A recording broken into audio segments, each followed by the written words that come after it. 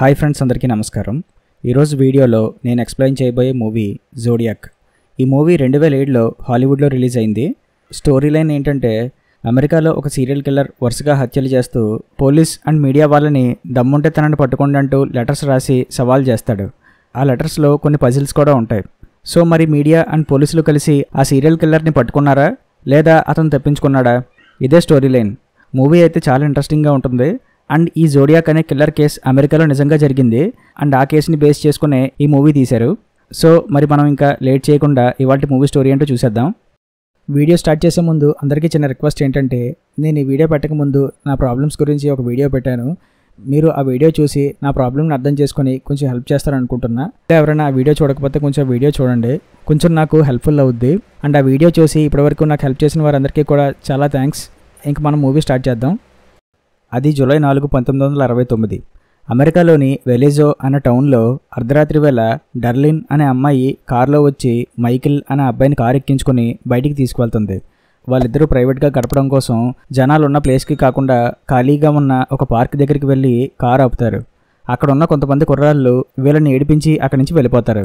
సరే పోయారు కదా అని చెప్పేసి ఈ లవర్స్ ఇద్దరు మాట్లాడుకుంటుంటే అప్పుడే అక్కడికి ఒక కారు వచ్చి ఆగుతుంది. చీకటిగా ఉండడం మూలన కారులో ఎవరున్నారో వీళ్ళకి కనిపించదు. ఏంటి ఈ కారు ఎక్కడికి వచ్చింది? ఇందాక మనం వస్తున్నప్పుడు కూడా నేను ఈ కార్ని చూసా. కొంపతీసి ఈ కారులో ఉన్న వ్యక్తి మనల్ని ఫాలో చేసి ఇక్కడ దాకా వచ్చాడా ఏంటి? అతను నీ హస్బెండ్ కాదు కదా అని మైకెల్ డార్లిన్ని అడుగుతాడు. కంగారు పడకు, అలా ఏం జరగదులే, అతను ఎవరో అయ్యి ఉంటారు అని ఆ లేడీ అంటుంది. తర్వాత ఆ కారు అక్కడి నుంచి వెళ్ళిపోతుంది. నేను చెప్పానా అతను ఎవరో అని? సరే అది వదిలే, ఇంకేంటి సంగతులు అని చెప్పి వీళ్ళు మాట్లాడుకుంటుండగా వెళ్ళిపోయిన ఆ కారు మళ్ళీ తిరిగి వస్తుంది. ఇదేంటి మళ్ళీ తిరిగి వచ్చింది? కన్ఫామ్గా ఈడెవడో మనల్ని భయపెట్టాలని చూస్తున్నాడు అని మైకెల్ అంటాడు. ఆ కారులో నుంచి ఒక వ్యక్తి దిగి వీళ్ళ కారుపై టార్చ్ లైట్ వేస్తాడు. వారిని పోలీస్ ఆఫీసరా? ఇంకెవరో అనుకున్నా. సరే నీ దగ్గర డబ్బులున్నాయా? ఉంటే అతనికి ఇచ్చేయి అని మైకెల్ అంటాడు. కారులో నుంచి దిగిన ఆ వ్యక్తి వీళ్ళ దగ్గరికి వచ్చి ఒక గన్తో వీళ్ళిద్దరిని షూట్ చేస్తాడు. కాసేపటి తర్వాత అక్కడికి ఒక పోలీస్ ఆఫీసర్ వస్తాడు. వీళ్ళపై అటాక్ చేసిన ఆ కిల్లరే పోలీసులకి ఫోన్ చేసి విషయం చెప్పడంతో ఆ పోలీస్ ఆఫీసర్ అక్కడికి వస్తాడు. వాళ్ళని చంపింది నేనే, వాళ్ళనే కాదు, లాస్ట్ ఇయర్ క్రిస్మస్ టైంలో ఇలాగే 2 టీనేజర్స్ని చంపేశా అని చెప్పి ఫోన్ పెట్టేస్తాడు. ఆ పోలీస్ ఆఫీసర్ అక్కడికి వచ్చి చూస్తే ఆ డార్లిన్ అండ్ మైకెల్ ఇద్దరు కొన ఊపిరితో ఉంటారు. తర్వాత వాళ్ళిద్దరిని హాస్పిటల్లో జాయిన్ చేస్తారు. డార్లిన్ హాస్పిటల్లో చనిపోతుంది, మైకెల్ బ్రతికిపోతాడు. ఈ సంఘటన జరిగిన 4 వారాల తర్వాత శాన్ ఫ్రాన్సిస్కో అనే సిటీలో ఒక న్యూస్ పేపర్ పబ్లిషింగ్ కంపెనీలో కార్టూనిస్ట్గా వర్క్ చేసే గ్రే స్మిత్ని చూపిస్తారు. అతను తన పిల్లోడిని స్కూల్లో డ్రాప్ చేసి ఆఫీస్కి వెళ్తాడు. న్యూస్ పేపర్ పబ్లిషింగ్ కంపెనీ కాబట్టి వాళ్ళకి రోజు చాలా లెటర్స్ వస్తుంటాయి. అందులో ఒక లెటర్ని చదివిన ఒక లేడీ అది తీసుకుని వెళ్ళి తన చీఫ్ ఎడిటర్కి ఇస్తుంది. చీఫ్ ఎడిటర్ తన స్టాఫ్ని పిలుస్తాడు. అందులో క్రైమ్ న్యూస్ని రాసే పాల్ కూడా ఉంటాడు. ఆ లెటర్లో ఏముంటుందంటే, నేను లాస్ట్ ఇయర్ క్రిస్మస్కి 2 టీనేజర్స్ని చంపేశా. రీసెంట్గా జూలై 4న వెలిజో టౌన్లో ఇంకో 2ని చంపేశా. కావాలంటే వాళ్ళని ఎలా చంపానో చెప్తా అని చెప్పి ఆ డీటెయిల్స్ అన్నీ ఆ లెటర్లో రాస్తాడు హంతకుడు. ఈ లెటర్తో పాటు ఒక పజిల్ని ఇస్తున్నా. ఈ పజిల్ ఒక పార్ట్ మాత్రమే, మిగతా 2 పార్ట్స్ నేను మర్డర్స్ చేసిన ప్లేస్లో ఉండే న్యూస్ పేపర్ పబ్లిషింగ్ హౌస్ వాళ్ళకి పంపించాను. ఈ పజిల్ని ఈరోజు మధ్యాహ్నం మీరు మీ పేపర్లో ప్రింట్ చేయించి పబ్లిష్ చేయాలి, లేదంటే ఈ వీకెండ్ కల్లా ఇంకా చాలామందిని చంపేస్తాను, ఆ తర్వాత మీ ఇష్టం అని చెప్పి కిల్లర్ ఆ లెటర్లో రాస్తాడు. లెటర్ కింద గన్ సైడ్ సింబల్ కూడా ఉంటుంది. అబ్బా మంచి న్యూస్ దొరికింది అని ఒకడంటే, ఇలాంటి సగం ఇన్ఫర్మేషన్ పబ్లిష్ చేస్తే మన న్యూస్ పేపర్ పరుగు పోతుంది అని ఇంకొకరు అంటారు. సరే ముందు అసలు ఈ లెటర్లో ఉన్నది నిజమో కాదో ఎంక్వైరీ చేయండి అని చీఫ్ ఎడిటర్ చెప్తాడు. అది నేను చూసుకుంటా అని చెప్పి పాల్ ఆ పనిలో ఉంటాడు. ఇదంతా అక్కడే ఉన్న గ్రే స్మిత్ వింటాడు. పాల్ వెలిజో టౌన్ పోలీస్ ఆఫీసర్కి కాల్ చేసి ఎంక్వైరీ చేయగా ఆ మర్డర్స్ నిజమని తెలుస్తుంది. అలాగే లాస్ట్ ఇయర్ క్రిస్మస్ టైంలో జరిగిన హత్యలు కూడా నిజమే అని తెలుస్తుంది. సరే అయితే ఈ పజిల్ని ఫ్రంట్ పేజ్లో కాకుండా 4th పేజ్లో ప్రింట్ చేయండి అని చీఫ్ ఎడిటర్ చెప్తాడు. ఎవరైనా ఈ కోడ్ని క్రాక్ చేసి ఆ కిల్లర్ పేరు చెప్తారా? పందెం వేసుకుందాం అని పాల్ అంటాడు. ఆ కోడ్లో కిల్లర్ పేరు ఉండదు అని అక్కడే ఉన్న గ్రే స్మిత్ చెప్తాడు. పాల్ అది విని పట్టించుకోకుండా వెళ్ళిపోతాడు. ఆ రోజు ఆ పజిల్ న్యూస్ పేపర్లో పబ్లిష్ అవుతుంది. గ్రే స్మిత్ ఆ పజిల్ గురించి ఆలోచిస్తాడు. 3 రోజుల తర్వాత పాల్ గ్రే స్మిత్ దగ్గరికి వచ్చి, నువ్వు చెప్పింది నిజమే, ఆ పజిల్లో హంతకుడు వాడి పేరు చెప్పలేదు, అలాగే వాడి డీటెయిల్స్ కూడా ఏమీ చెప్పలేదు అని పాల్ చెప్తాడు. ఈ పజిల్ ఎవరు క్రాక్ చేశారు అని గ్రే స్మిత్ అడుగుతాడు. న్యూస్ పేపర్లో పబ్లిష్ చేసాం కదా, ఆ పజిల్ని చూసిన ఒక హిస్టరీ టీచర్ అండ్ అతని వైఫ్ కలిసి ఈ పజిల్ని సాల్వ్ చేశారు అని పాల్ చెప్తాడు. ఆ పజిల్లో ఏముంటుందంటే, నాకు జనాల్ని చంపడం అంటే ఇష్టం, ఎందుకంటే అది నాకు చాలా ఆనందాన్ని ఇస్తుంది. అడవిలో జంతువుల్ని చంపడం కన్నా బయటున్న మనుషుల్ని చంపడం చాలా బెటర్. ఎందుకంటే ఈ ప్రపంచంలో మనిషి కన్నా భయంకరమైన జంతువు ఇంకోటి లేదు. నేను ఏదో ఒక రోజు చేస్తాను, కానీ నేను చచ్చి స్వర్గానికి వెళ్ళాక ఇప్పుడు నేను చంపిన వాళ్ళందరూ అక్కడ నాకు బానిసలుగా మారుతారు అని అందులో ఉంటుంది. ఇదేంటి లాస్ట్లో ఈ పజిల్ని సాల్వ్ చేయలేదు అని గ్రేస్మిత్ అడుగుతాడు. ఏమో అది నాకు తెలీదు అని పాల్ చెప్తాడు. వెంటనే గ్రేస్మిత్ మిగిలిన ఆ పజిల్ని సాల్వ్ చేయడానికి ట్రై చేస్తాడు. అవును, హంతకుడు ఈ పజిల్లో వాడి పేరు చెప్పడానికి నీకెలా తెలుసు అని పాల్ గ్రేస్మిత్ని అడుగుతాడు. గ్రేస్మిత్ పాల్ మాటలు పట్టించుకోకుండా ఆ పజిల్ని సాల్వ్ చేసే పనిలో ఉంటాడు. అప్పుడే వీళ్ళకి ఆ హంతకుడి నుంచి ఇంకో లెటర్ వస్తుంది. ఈసారి హంతకుడు ఆ లెటర్లో వాడి పేరు రాస్తాడు. వాడి పేరు జోడియాక్ అని ఆ లెటర్లో ఉంటుంది. కట్ చేస్తే 1.5 month తర్వాత సెప్టెంబర్ 27, 1969 రోజున హంతకుడు ఒక లేక్ దగ్గర ఎంజాయ్ చేస్తున్న ఇద్దరు లవర్స్పై అటాక్ చేస్తాడు. వాడి ముఖానికి మాస్క్ ఉంటుంది. హంతకుడు ముందుగా వాళ్ళని గన్తో బెదిరించి వాళ్ళ కాళ్ళు చేతులు కట్టేసి వాళ్ళ దగ్గర ఉన్న మనీ, వాళ్ళ కార్ కీస్ తీసుకుంటాడు. తర్వాత వాళ్ళిద్దరిని వెనక నుంచి కత్తితో పొడిచి చంపి అక్కడి నుంచి పారిపోతాడు. కాసేపటికి అక్కడికి పోలీసులు వస్తారు. అక్కడున్న కారుపై హంతకుడు వాడు మర్డర్స్ చేసిన డేట్స్ రాస్తాడు. ఆ సిటీ పోలీస్ స్టేషన్కి కాల్ చేసి వాళ్ళని చంపింది నేనే అని చెప్తాడు. అయితే ఆ లవర్స్లో ఆ లేడీ చనిపోతుంది, ఆ అబ్బాయి బ్రతికే ఉంటాడు. వాళ్ళని చంపుతున్నప్పుడు ఆ లేక్ దగ్గర ఉన్న ఒక పిల్లాడు ఆ హంతకుడిని చూస్తాడు. ఆ పిల్లాడు చెప్పిన దాని ప్రకారం హంతకుడు ఎలా ఉన్నాడన్నది స్కెచ్ గీస్తాడు. అలాగే గ్రేస్మిత్ కూడా అది తెలుసుకొని ఆ హంతకుడు ఎలా ఉంటాడన్నది స్కెచ్ గీస్తాడు. అప్పుడే గ్రేస్మిత్కి ఒక విషయం గుర్తుకొస్తుంది. వీళ్ళకి పంపిన లెటర్లో మనిషే అన్నిటికన్నా డేంజరస్ యానిమల్ అని రాస్తాడు కదా హంతకుడు. ఆ లైన్ ఇంతకుముందు గ్రేస్మిత్ ఎక్కడో విన్నట్టు గుర్తుకొస్తుంది. అది ఒక మూవీలో డైలాగ్. ఆ మూవీ పేరు మోస్ట్ డేంజరస్ గేమ్. ఆ మూవీలో కూడా అంతే, విలన్ ఫన్ కోసం మనుషుల్ని చంపుతూ ఉంటాడు. వాడి పేరు కౌంట్ జోరో అని గ్రేస్మిత్ చెప్తాడు. వాడి పేరు జోరోనా అంటే వాడి నేమ్ కూడా జెడ్తోనే స్టార్ట్ అవుతుందన్నమాట అని పాల్ అంటాడు. సో ఈ జోడియాక్ అనే హంతకుడు బయట తిరుగుతుండడంతో కొన్ని ఏరియాస్కి సెక్యూరిటీ పెంచుతారు పోలీసులు. న్యూస్ ఛానల్స్లో కూడా పెద్ద పెద్ద మేధావులు ఈ జోడియాక్ గురించి డిబేట్లు పెట్టుకుంటారు. ఆ జోడియాక్ అనే సీరియల్ కిల్లర్ ఎక్కడ ఊరవతల ఖాళీగా ఉండే ప్రదేశాల్లో ఉన్న ఎవరో ఒకరిని పట్టుకొని వాళ్ళని చంపుతున్నాడంతే. అది చాలా ఈజీ. ఏది దమ్ముంటే సిటీలో ఉన్న వ్యక్తుల్ని చంపానండి, అదంత ఈజీ కాదు. కాబట్టి సిటీలో ఉండే వాళ్ళందరూ ఆ జోడియాక్కి భయపడాల్సిన అవసరం లేదు అని టీవీ డిబేట్లో పాల్గొన్న ఒక వ్యక్తి అంటాడు. అతను అలా అంటాడో లేదో ఆ సిటీలో బయట తిరుగుతున్న ఒక క్యాబ్ డ్రైవర్ని చంపేస్తాడు జోడియాక్. అది దూరం నుంచి చూసిన ఇద్దరు పిల్లలు పోలీసులకి ఫోన్ చేసి విషయం చెప్తారు. Police officer Dave and William అక్కడికి వెళ్తారు. హంతకుడు ఈ క్యాబ్ డ్రైవర్ని చంపి అతని వాలెట్ అండ్ కార్ కీస్ని తీసుకుని పారిపోయాడు. ఆ ఇంట్లో ఉన్న పిల్లలే హంతకుడిని చూసి మనకి కాల్ చేశారు అని ఒక పోలీస్ ఆఫీసర్ వీళ్ళకి చెప్తాడు. ఈ కార్ పార్క్ చేశాక బ్యాక్ సీట్లో కూర్చున్న హంతకుడు ఈ క్యాబ్ డ్రైవర్ దగ్గర ఉన్న కార్ కీస్ అండ్ వాలెట్ తీసుకొని అతన్ని షూట్ చేసి చంపేశాడు.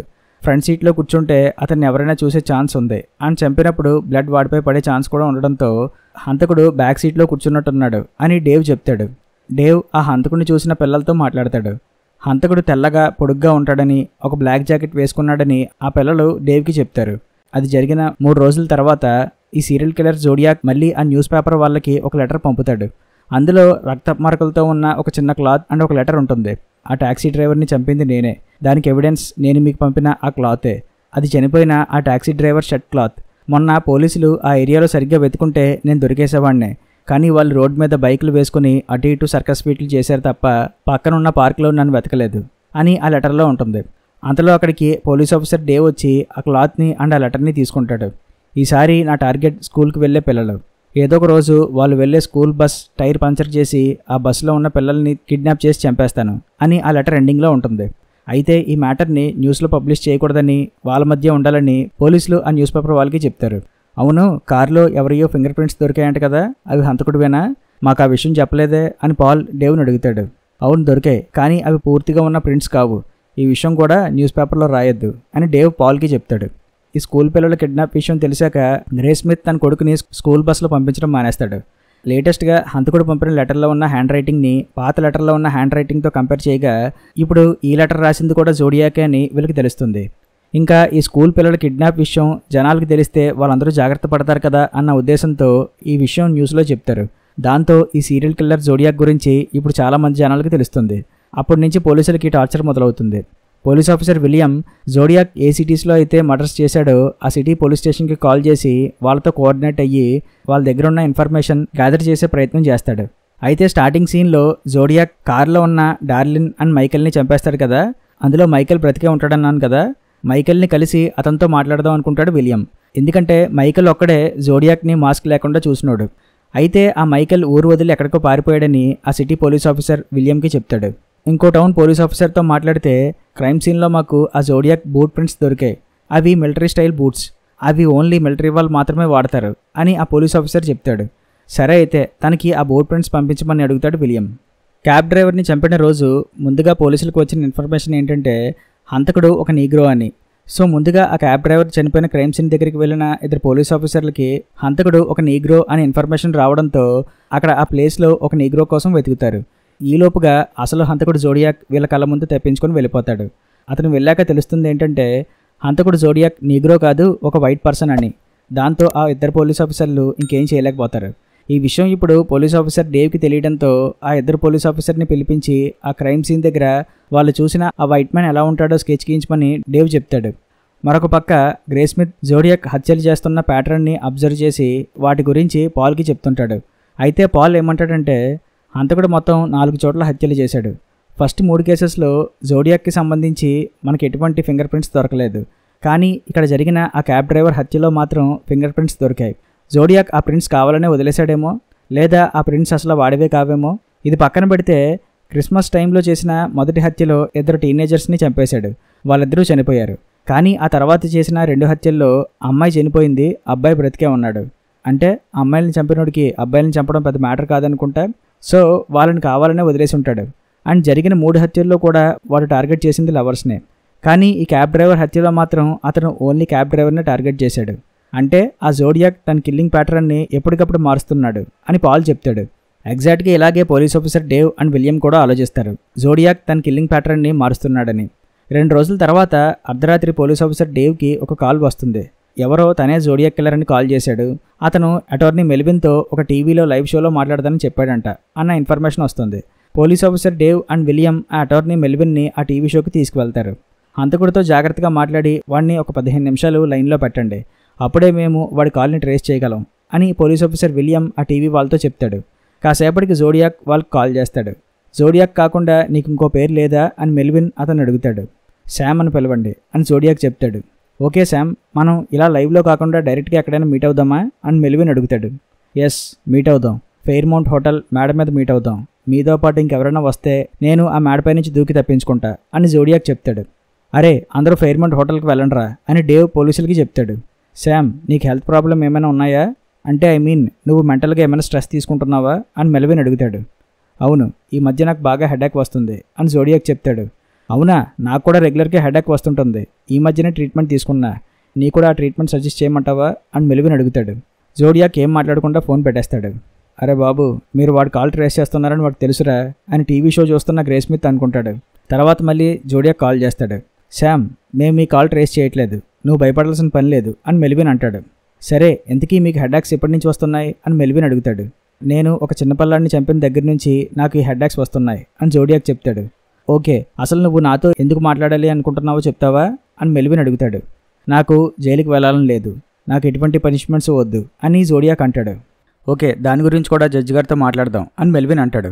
అంతలో జోడియాక్ ఫోన్లో ఎవరిదో చిన్నపిల్లలు అరిచినట్టుగా వాయిస్ వినిపిస్తుంది. శామ్, ఏం జరిగింది, ఎవరయ్యి ఆ అరుపులు అని మెల్విన్ అడుగుతాడు. చెప్పానుగా నాకు హెడాక్ వస్తుందని, ఈ పిల్లలు తిన్నంగా ఉండరు, 1 నిమిషం ఉండండి, వాళ్ళని చంపేసి వస్తా అని చెప్పి జోడియాక్ అంటాడు.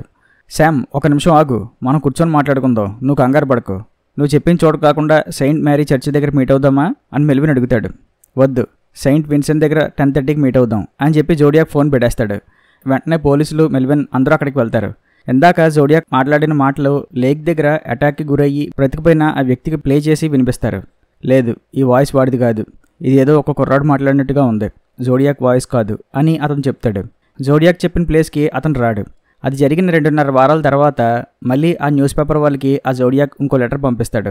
ఈ పోలీసులకి నన్ను పట్టుకోవడం చేత కావట్లేదు, మేబీ వాళ్ళు నా అంత తెలివైన వాళ్ళు కాకపోయి ఉండొచ్చు, ఇట్స్ ఓకే, ఏం పర్లేదు, ఈసారి నా మర్డర్ గురించి ఎవరికి ఏం చెప్పను, నార్మల్గా చేసుకుంటూ పోతా, అవి చూడడానికి ఏవో యాక్సిడెంట్ లాగా దొంగతనంలో చనిపోయినట్టుగా కనిపిస్తాయి, కానీ అవి చేసేది నేను నా గెటప్ మార్చుకుంటూ హత్యలు చేస్తా, ఇప్పటి వరకు అయితే నా ఫింగర్ ప్రింట్స్ కూడా మీకు దొరకలేదు, మీకు దొరికిన ప్రింట్స్ నావి కావు, కాబట్టి మీరు ఇంక నన్ను ఎప్పటికీ పట్టుకోలేరు అని ఆ లెటర్లో ఉంటుంది. ఆ లెటర్లో ఉన్న డ్రాయింగ్ అండ్ ఇన్ఫర్మేషన్ బట్టి అదేదో ఒక బాంబ్ అని వీళ్ళకి అర్థమవుతుంది. వాటితో పాటు మళ్ళీ ఇంకో పజిల్ని ఇస్తాడు జోడియాక్. తర్వాత గ్రే స్మిత్ పాల్కి జోడియాక్ పంపిన ఆ కోడ్ని ఎలా డీకోడ్ చేయాలో తను చదివిన బుక్స్ ప్రకారం వివరిస్తాడు. జోడియాక్ పంపిన లెటర్లో ఒక బాంబ్కి సంబంధించిన డ్రాయింగ్ గీస్తాడు కదా, అది ఒక బేస్మెంట్లో దాచానని జోడియాక్ ఆ లెటర్లో చెప్పడంతో ఆ సిటీలో ఉన్న అన్ని ఇంటికి సంబంధించిన బేస్మెంట్స్ని సెర్చ్ చేద్దామని డేవ్ విలియంకి చెప్తాడు. అది జరిగిన 1.5 month తర్వాత మెల్విన్ ఇంటికి జోడియాక్ ఒక లెటర్ పంపుతాడు. ఏమనంటే, మిస్టర్ మెల్విన్, నేను మిమ్మల్ని చాలాసార్లు కలవాలని చూస్తున్నాను, కానీ నా వల్ల కావడం లేదు. ఎందుకంటే ఇంకా నా కోపం కంట్రోల్ తప్పి ఇంకో మర్డర్ చేస్తానేమోనని నాకు భయంగా ఉంది అని ఆ లెటర్లో ఉంటుంది. తర్వాత ఈ విషయం తెలుసుకున్న డేవ్ అండ్ విలియం మెల్విన్ ఇంటికి వెళ్తారు. అతను నాతో చాలాసార్లు మాట్లాడాలి అనుకుని ట్రై చేశాడు, కానీ నేను అతనికి దొరకకపోవడంతో ఇంకా డైరెక్ట్గా ఈ లెటర్ నాకు రాశాడు. అతను ఇదివరకు నా హౌస్ కీపర్తో ఫోన్లో మాట్లాడాడు, కానీ నెంబర్ ఏమి ఇవ్వలేదు అని మెల్విన్ చెప్తాడు. సరే, నేను ఒకసారి మీ హౌస్ కీపర్తో మాట్లాడతాను అని చెప్పి విలియం వెళ్తాడు. చూడండి, నాకెందుకో ఈ జోడియాక్కి హత్యలు చేయడం ఒక ఎడిక్షన్ లాగా మారిపోయిందేమో అనిపిస్తుంది. అతను హత్యలు చేయడం ఆపాలనుకున్నా అతని ఆలోచనలు మాత్రం హత్యకే ప్రేరేపిస్తున్నాయేమో అని నాకు అనిపిస్తుంది అని మెల్విన్ అంటాడు. నాకు అలా అనిపించడం లేదు, జోడియాక్ ఈ హత్యల ద్వారా ఫేమస్ అవుదాం అనుకుంటున్నాడేమో అని డేవ్ అంటాడు. ఇది జరిగిన 2.5 నెలల తర్వాత ఒక హైవే మీద కారులో వెళ్తున్న ఒక లేడీని ఇంకొక వ్యక్తి కారులో ఫాలో అయ్యి ఆమెని ఆపి ఆమె కార్ బ్యాక్ వీల్ లూజ్ అయిందని, అలా వెళ్తే ప్రమాదం అని చెప్తాడు. తర్వాత అతనే ఆ కార్ వీల్ టైట్ చేసి ఇప్పుడంతా సెట్ చేశాను, మీరు వెళ్ళొచ్చు అని చెప్తాడు. ఆమె కారులో ఆమె పాప కూడా ఉంటుంది. ఆమె కాస్త దూరం వెళ్ళాక ఆమె కార్ వీల్ లూజ్ అయిపోయి ఊడిపోతుంది. ఇందాక ఆ వ్యక్తి ఆమె కార్ వీల్ని టైట్ చేశాడా లేదా లూజ్ చేశాడో ఆమెకు అర్థం కాదు. ఆ తర్వాత మళ్ళీ వాడే ఆమె దగ్గరికి వస్తాడు. ఏంటి, కార్ వీల్ ఊడిపోయిందా? టైట్ చేశాను కదా, సరే సర్వీస్ స్టేషన్ వరకు నా కారులో లిఫ్ట్ ఇస్తాను రండి అని అతను చెప్తాడు. ఆమెకి ఇంకక్కడ ఏ ఆప్షన్ లేక తన పాపను తీసుకుని ఆ కారు ఎక్కుతుంది. ఓహో, మీకు బేబీ కూడా ఉందా అని అతను అంటాడు. మీకేం ప్రాబ్లం కాదు కదా అని ఆమె అడుగుతుంది. వాళ్ళిద్దరూ అలా కారులో వెళ్తుండగా ఒక సర్వీస్ స్టేషన్ వస్తుంది, కానీ వాడు కారు ఆపకుండా ముందుకు వెళ్తాడు. ఏంటండి, సర్వీస్ స్టేషన్ దాటిపోయాం కదా అని ఆమె అడుగుతుంది. సర్వీస్ స్టేషన్ ఉంది, కానీ అక్కడ జనాలు లేరు అని అతను చెప్తాడు. అప్పుడే ఆమెకి భయం మొదలవుతుంది. మీరు ఇలాగే రోజు రాత్రులు రోడ్డు మీద వెళ్ళే వరకు హెల్ప్ చేస్తుంటారా అని ఆమె అడుగుతుంది. నేను హెల్ప్ చేద్దాం అనుకుంటాను, కానీ ఆ హెల్ప్ తీసుకోవడానికి వాళ్ళే ఉండరు అని అతను చెప్తాడు. అర్థం కాలేదు అని ఆమె అంటుంది. ఇప్పుడు నిన్ను చంపేస్తా, కానీ అంతకన్నా ముందు నీ కూతుర్ని ఈ కారులో నుంచి బయటికి విసిరేస్తా అని వాడు అంటాడు. కట్ చేస్తే కాసేపటి తర్వాత రోడ్డు మీద ఆ లేడీ హెల్ప్ హెల్ప్ అని అరుస్తూ ఉంటుంది. అటుగా వచ్చిన కొంతమంది ఏం జరిగిందని ఆమెను అడుగుతారు. నేను ఒకటి కారులో నుంచి దూకేశా నా కూతుర్ని కాపాడుకోవడం కోసం అని ఆమె చెప్తుంది. అవునా, నీ కూతురు ఎక్కడ అని వాళ్ళు అడగ్గా పక్కనున్న తుప్పల్లో నుంచి తీసుకువస్తుంది. అక్కడెందుకు దాచావు అని వాళ్ళు అడుగుతారు. వాడు మళ్ళీ వస్తాడేమో అన్న భయంతో అని ఆమె చెప్తుంది. తర్వాత ఈ విషయం న్యూస్ పేపర్లో వస్తుంది. ఈ ఇన్సిడెంట్ జరిగిన 30 daysకి ఇంకో లెటర్ పంపుతాడు జోడియాక్. నేను లాస్ట్ టైం పంపిన కోడ్ని క్రాక్ చేశారా అని అడుగుతాడు. అప్పటి నుంచి ఆ జోడియాక్ గ్యాప్ ఇచ్చి మర్డర్స్ చేస్తూ ఉండడం, వాటి గురించి పోలీసులు అండ్ మీడియా వాళ్ళకి ఇన్ఫార్మ్ చేయడం అంతా కామన్ అయిపోతుంది. 3 monthsలో అలాగా 4 letters రాస్తాడు జోడియాక్. ఇంకా అతని గురించి వాళ్ళు న్యూస్ పేపర్లో రాయకూడదని పాల్ వాళ్ళు డిసైడ్ అవుతారు. ఎందుకని గ్రేస్ స్మిత్ అడగ్గా పాల్ అతన్ని లైబ్రరీకి తీసుకువెళ్ళి కొన్ని న్యూస్ పేపర్ క్లిప్పింగ్స్ చూపిస్తాడు. జోడియాక్ తను రీసెంట్గా చేస్తున్న హత్యలన్నీ నిజానికి తను చేయలేదు, తను చేశాను అన్నట్టుగా మనల్ని నమ్మించాలని చూస్తున్నాడు అని పాల్ చెప్తాడు. ఎందుకంటే జోడియాక్ మనకి ఈ లెటర్స్ పంపక ముందే ఆ హత్యలకు సంబంధించిన ఆర్టికల్స్ న్యూస్ పేపర్లో వస్తున్నాయి. అంటే ఎవరినో ఎక్కడో చంపేయడం, అది న్యూస్ పేపర్లో రావడం, అది చూసి ఆ హత్య నేనే చేశానని ఆ జోడియాక్ గాడు మనకి లెటర్స్ పంపడం. ఇదే కాదు, వాడు మనకి లెటర్లో చూపించిన ఆ జోడియాక్ సింబల్ కూడా వాడు ఒక న్యూస్ పేపర్లో నుంచి కాపీ కొట్టాడు అని ఆ న్యూస్ పేపర్ ఆర్టికల్ని పాల్ గ్రేస్ స్మిత్కి చూపిస్తాడు. అంటే ఇప్పుడు ఏంటి, ఆ జోడియాక్ అసలు హత్యలే చేయలేదంటావా అని గ్రేస్ స్మిత్ పాల్ని అడుగుతాడు. లేదు, అలా కాదు, ఇంతకుముందు మనకు పంపిన లెటర్స్లోనే తనే ఆ హత్యలు చేశాడు అని నిరూపించుకోవడం కోసం ఏదో ఒక ఆధారం చూపించేవాడు. కానీ రీసెంట్గా పంపిన లెటర్స్లో అలాంటి ఆధారాలు ఏమీ లేవు. అండ్ అలాగే అతను ఈ హత్యలు చేయకుండా చేశారని చెప్పి మనల్ని కన్ఫ్యూజ్ చేశాడేమో అని నా డౌట్ అని పాల్ చెప్తాడు. 4 నెలల వరకు ఆ జోడియాక్ నుంచి ఎటువంటి లెటర్స్ కానీ ఇన్ఫర్మేషన్ కానీ వీళ్ళకి రాకపోవడంతో జోడియాక్ ఎందుకు సైలెంట్గా ఉన్నాడో పోలీస్ ఆఫీసర్ డేవ్ అండ్ విలియంకి అర్థం కాదు. అప్పటికి జోడియాక్ తలనొప్పి స్టార్ట్ అయ్యి సంవత్సరం అయిపోతుంది. ఇప్పటి వరకు ఆ జోడియాక్ గురించి ఎటువంటి ఇన్ఫర్మేషన్ పోలీసులు తెలుసుకోలేకపోతారు. ఒకరోజు పాల్కి ఒక హాలోవిన్ కార్డ్ వస్తుంది. అందులో మళ్ళీ బ్లడ్తో ఉన్న ఒక క్లాత్ పీస్ ఉంటుంది. నా గురించి తెలుసుకోవాలని మీరు ఎంత ఇంట్రెస్ట్గా ఉన్నారో నాకు అర్థమవుతుంది, కానీ మళ్ళీ ఇంకోసారి నేను ఇలాగ హోమోసెక్షువల్ అని తప్పుడు ఆర్టికల్స్ రాసి చీప్ ట్రిక్స్ ప్లే చేయొద్దు అని ఆ కార్డ్పై ఉంటుంది. పాల్, నువ్వు జోడియాక్ని హోమోసెక్షువల్ అని నీ ఆర్టికల్లో రాసావా అని డేవ్ అడుగుతాడు. రాశాను అని పాల్ ఒప్పుకుంటాడు. నాకు ఒక గన్ కావాలి వాడి నుంచి ప్రొటెక్షన్ కోసం అని పాల్ అడుగుతాడు. పాల్కి ఒక గన్ ఇస్తారు. నాకు ఒక లీడ్ దొరికింది. ఒక వ్యక్తి నాకు జోడియాక్ గురించి ఇన్ఫర్మేషన్ ఇస్తా అన్నాడు. నేను అతను కలవడానికి వెళ్తున్నా, నువ్వు వస్తావా అని పాల్ గ్రేస్ స్మిత్ అడుగుతాడు. లేదు, నేను డేట్కి వెళ్తున్నా అని గ్రేస్ స్మిత్ చెప్తాడు. చెప్పినట్టుగానే గ్రేస్ స్మిత్ మెలనీ అన్న అమ్మాయిని కలవడానికి రెస్టారెంట్కి వెళ్తాడు. పాల్ ఆ ఇన్ఫార్మర్ దగ్గరికి వెళ్తాడు. సారీ లేట్ అయింది, ఇప్పటి వరకు పాల్ దగ్గరే ఉన్నా అని గ్రేస్ స్మిత్ చెప్తాడు. పాల్ ఎవరు అని మెలనీ అడుగుతుంది. పాలా, అదే జోడియాక్ కిల్లర్ తెలుసుగా, రీసెంట్గా అతను నా కొలీగ్ అయిన క్రైమ్ రిపోర్టర్ పాల్ని బెదిరిస్తూ ఒక కార్డు పంపాడు. పాల్ ఆ జోడియాక్ గురించి తెలుసుకోవడానికి ఒక ఇన్ఫార్మర్ని కలవడానికి వెళ్ళాడు అని గ్రేస్ స్మిత్ చెప్తాడు. పాల్కి ఆ ఇన్ఫార్మర్ తెలుసా అని మెలనీ అడుగుతుంది. తెలీదు అని గ్రేస్ స్మిత్ చెప్తాడు. మరి ఆ ఇన్ఫార్మర్ ఎవరో తెలియకపోతే ఎలాగా? ఆ ఇన్ఫార్మర్ వల్ల పాల్కి ఏమైనా డేంజర్ ఉంటే, ఒకవేళ ఆ ఇన్ఫార్మరే జోడియాక్ అయితే అప్పుడు పాల్ పరిస్థితి ఏంటి అని మెలనీ అడుగుతుంది. చచ్చా, అలాంటిదేం ఉండదులే, అయినా పాల్ దగ్గర గన్ ఉంది అని గ్రేస్ స్మిత్ చెప్తాడు. అలా అంటాడు కానీ గ్రేస్ స్మిత్ పాల్ గురించి భయపడుతూ ఉంటాడు. నువ్వు చెప్పింది నిజమే, వెంటనే ఈ విషయం పాల్ వైఫ్కి చెప్పాలి అని Grace Smith and Melanie Paul వైఫ్కి కాల్ చేసి విషయం చెప్తారు. పాల్ ఆ ఇన్ఫార్మర్ని కలుస్తాడు. తర్వాత గ్రేస్ స్మిత్కి కాల్ చేస్తాడు. తర్వాత పాల్ ఒక టీవీ రిపోర్టర్తో మాట్లాడుతూ, జోడియాక్ ఈ హత్యలు స్టార్ట్ చేసింది 1966 కాలిఫోర్నియాలో. అదే అతని ఫస్ట్ మర్డర్. ఎందుకంటే ఆ మర్డర్ గురించి అక్కడున్న ప్రెస్ వాళ్ళకి కిల్లర్ లెటర్ రాశాడు, కానీ వాళ్ళు సరిగ్గా పట్టించుకోలేదు. మాకు జోడియాక్ పంపిన లెటర్స్ అండ్ ఆ ప్రెస్ వాళ్ళకి అప్పుడు ఆ కిల్లర్ పంపిన లెటర్ రెండు మ్యాచ్ చేయగా అది జోడియాక్ రాశాడని తెలిసింది అని పాల్ మీడియాకి చెప్తాడు. పాల్ ఈ విషయం ముందుగా నాకెందుకు చెప్పలేదు అని డేవ్ కోపడతాడు. తర్వాత డేవ్ వాళ్ళు కాలిఫోర్నియాలో ఉన్న పోలీస్ ఆఫీసర్ని కలుసుకొని 1966లో జరిగిన మర్డర్ గురించి ఎంక్వైరీ చేస్తారు. పాల్ కూడా అక్కడికి వెళ్తాడు. బేట్స్ అనే లేడీ 1966 అక్టోబర్ 30 రోజున రాత్రి 9 గంటలకి ఒక వ్యక్తితో కలిసి లైబ్రరీ నుంచి బయటకు వెళ్తుంది. అంతే, నెక్స్ట్ రోజు మార్నింగ్ ఆమె శవంగా కనిపిస్తుంది. ఎవరో ఆమె కార్ని డ్యామేజ్ చేశారు, అందుకే ఆమె వేరొకరు కారు ఎక్కి అక్కడి నుంచి వెళ్ళిందని మాకు సమాచారం తెలిసింది. సో మేబీ వాడే హంతకుడు అయ్యి ఉండొచ్చని మా అనుమానం అని ఆ పోలీస్ ఆఫీసర్ చెప్తాడు. సేమ్ రీసెంట్గా ఇలాగే ఆ జోడియాక్ ఒక లేడీని చంపాలని చూశాడు, కానీ ఆమె తప్పించుకుంది అని డేవ్ చెప్తాడు. బేట్స్ చనిపోయిన నెల రోజులకి ఇక్కడున్న ప్రెస్ వాళ్ళకి ఒక లెటర్ వచ్చింది. ఆ లెటర్ చేతితో రాసింది కాదు, టైప్ చేసింది. 6 నెలల తర్వాత మాకు కూడా ఒక లెటర్ వచ్చింది, అది చేతితో రాసింది. అందులో బేట్స్ లాంటి అమ్మాయిని చంపాలి అని రాసుంటుంది. ఇది కాకుండా ఒక చెక్కపై కూడా హంతకుడు ఈ హత్య గురించి రాశాడు అని అది కూడా డేవ్ వాళ్ళకి చూపిస్తాడు ఆ పోలీస్ ఆఫీసర్. ఓకే, ఈ విషయాలన్నీ ఆ పాల్కి ఎలా తెలిసాయి అని డేవ్ అడుగుతాడు. నేనే చెప్పా అని ఆ పోలీస్ ఆఫీసర్ డేవ్కి చెప్తాడు. మీరెందుకు అతనికి చెప్పారు అని డేవ్ అడుగుతాడు. ఊరికే మీ అందరికీ కోఆపరేట్ చేద్దామని అని ఆ పోలీస్ ఆఫీసర్ చెప్తాడు. మాతో కోఆపరేట్ చేయాలంటే మాకు ఇన్ఫర్మేషన్ ఇవ్వాలి, రిపోర్టర్కి కాదు అని డేవ్ అంటాడు.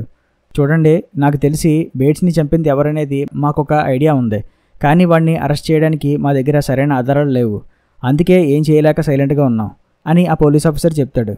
సో మీరు చెప్పిన దాని ప్రకారం చూస్తే బేట్స్ని చంపింది ఒక ఎక్స్ అనే వ్యక్తి అయ్యి ఉండొచ్చు. అతను ప్రెస్కి పంపిన ఈ టైప్ రిటర్న్ లెటర్ని న్యూస్ పేపర్ పబ్లిష్ చేశాక జోడియాక్ అనే వ్యక్తి ఆ హత్య నేనే చేశాను అని 6 నెలల తర్వాత మీకు లెటర్ పంపాడు. అందుకే ఈ లెటర్ మాకు జోడియాక్ పంపిన లెటర్లో ఉన్న అతని హ్యాండ్ రైటింగ్తో మ్యాచ్ అయ్యింది, అంతే కదా అని డేవ్ అడుగుతాడు. ఎస్, ఈ బేట్స్ కేసు వల్ల మీకు ఏ ఉపయోగం లేదు అని ఆ పోలీస్ ఆఫీసర్ చెప్తాడు. పాల్ డేవ్ని కలుసుకొని తనకి చెప్పకుండా న్యూస్లో చెప్పినందుకు సారీ చెప్పి కలిసి వర్క్ చేద్దాం అంటాడు. నీతో కలిసి నేను అసలు వర్క్ చేయలేను, నీ వల్ల ఇప్పుడు నా జాబ్ రిస్క్లో పడింది, నువ్వు ఈ ఇన్ఫర్మేషన్ ముందే నాకు చెప్పి ఉండాల్సింది అని డేవ్ పాల్పై కోపడతాడు. జోడియాక్ ఫస్ట్ మర్డర్ విషయం న్యూస్ పేపర్లో రావడంతో గ్రేస్ స్మిత్ దాన్ని ఫాలో అవుతాడు. ఫస్ట్ నుంచి కూడా గ్రేస్ స్మిత్ ఈ జోడియాక్ కేసుని స్టడీ చేస్తూ ఉంటాడు. ఈలోపుగా కొంతమంది వచ్చి తనే జోడియాక్ కిల్లర్నని పోలీసులకి చెప్తుంటారు. మరి కొంతమంది వచ్చి జోడియాక్ ఎవరో మాకు తెలుసు అని చెప్పి పోలీసులు టైం వేస్ట్ చేస్తుంటారు. 8 నెలల తర్వాత చీనీ అనే వ్యక్తి చెప్పింది మాత్రం ఇంట్రెస్టింగ్గా ఉంటుంది విలియంకి. అతను ఏం చెప్తాడంటే, తన కొలీగ్ ఒకడు ఇదివరకు జోడియాక్ లాగా మాట్లాడాడని చెప్తాడు. వాడు ఒకరోజు తాగేసి ఒక బుక్లో ఉన్న ఒక స్టోరీ లాగా వాడు కూడా జనాల్ని చంపేస్తానని చెప్పాడు. చీకట్లో గన్కి ఒక లైట్ తగిలించి ఆ లైట్తో చీకట్లో ఉన్న జనాల్ని షూట్ చేసి చంపేస్తానని చెప్పాడు.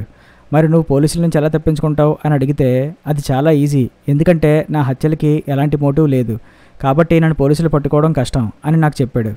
వాళ్ళని కన్ఫ్యూజ్ చేయడం కోసం జోడియాక్ అన్న పేరుతో వాళ్ళకి లెటర్స్ రాస్తాను అని అప్పట్లో నాకు చెప్పాడు అని అతను చెప్తాడు. నీకు క్లియర్గా గుర్తుందా అతను జోడియాక్ అనే కదా అన్నాడు అని విలియం అతను అడుగుతాడు.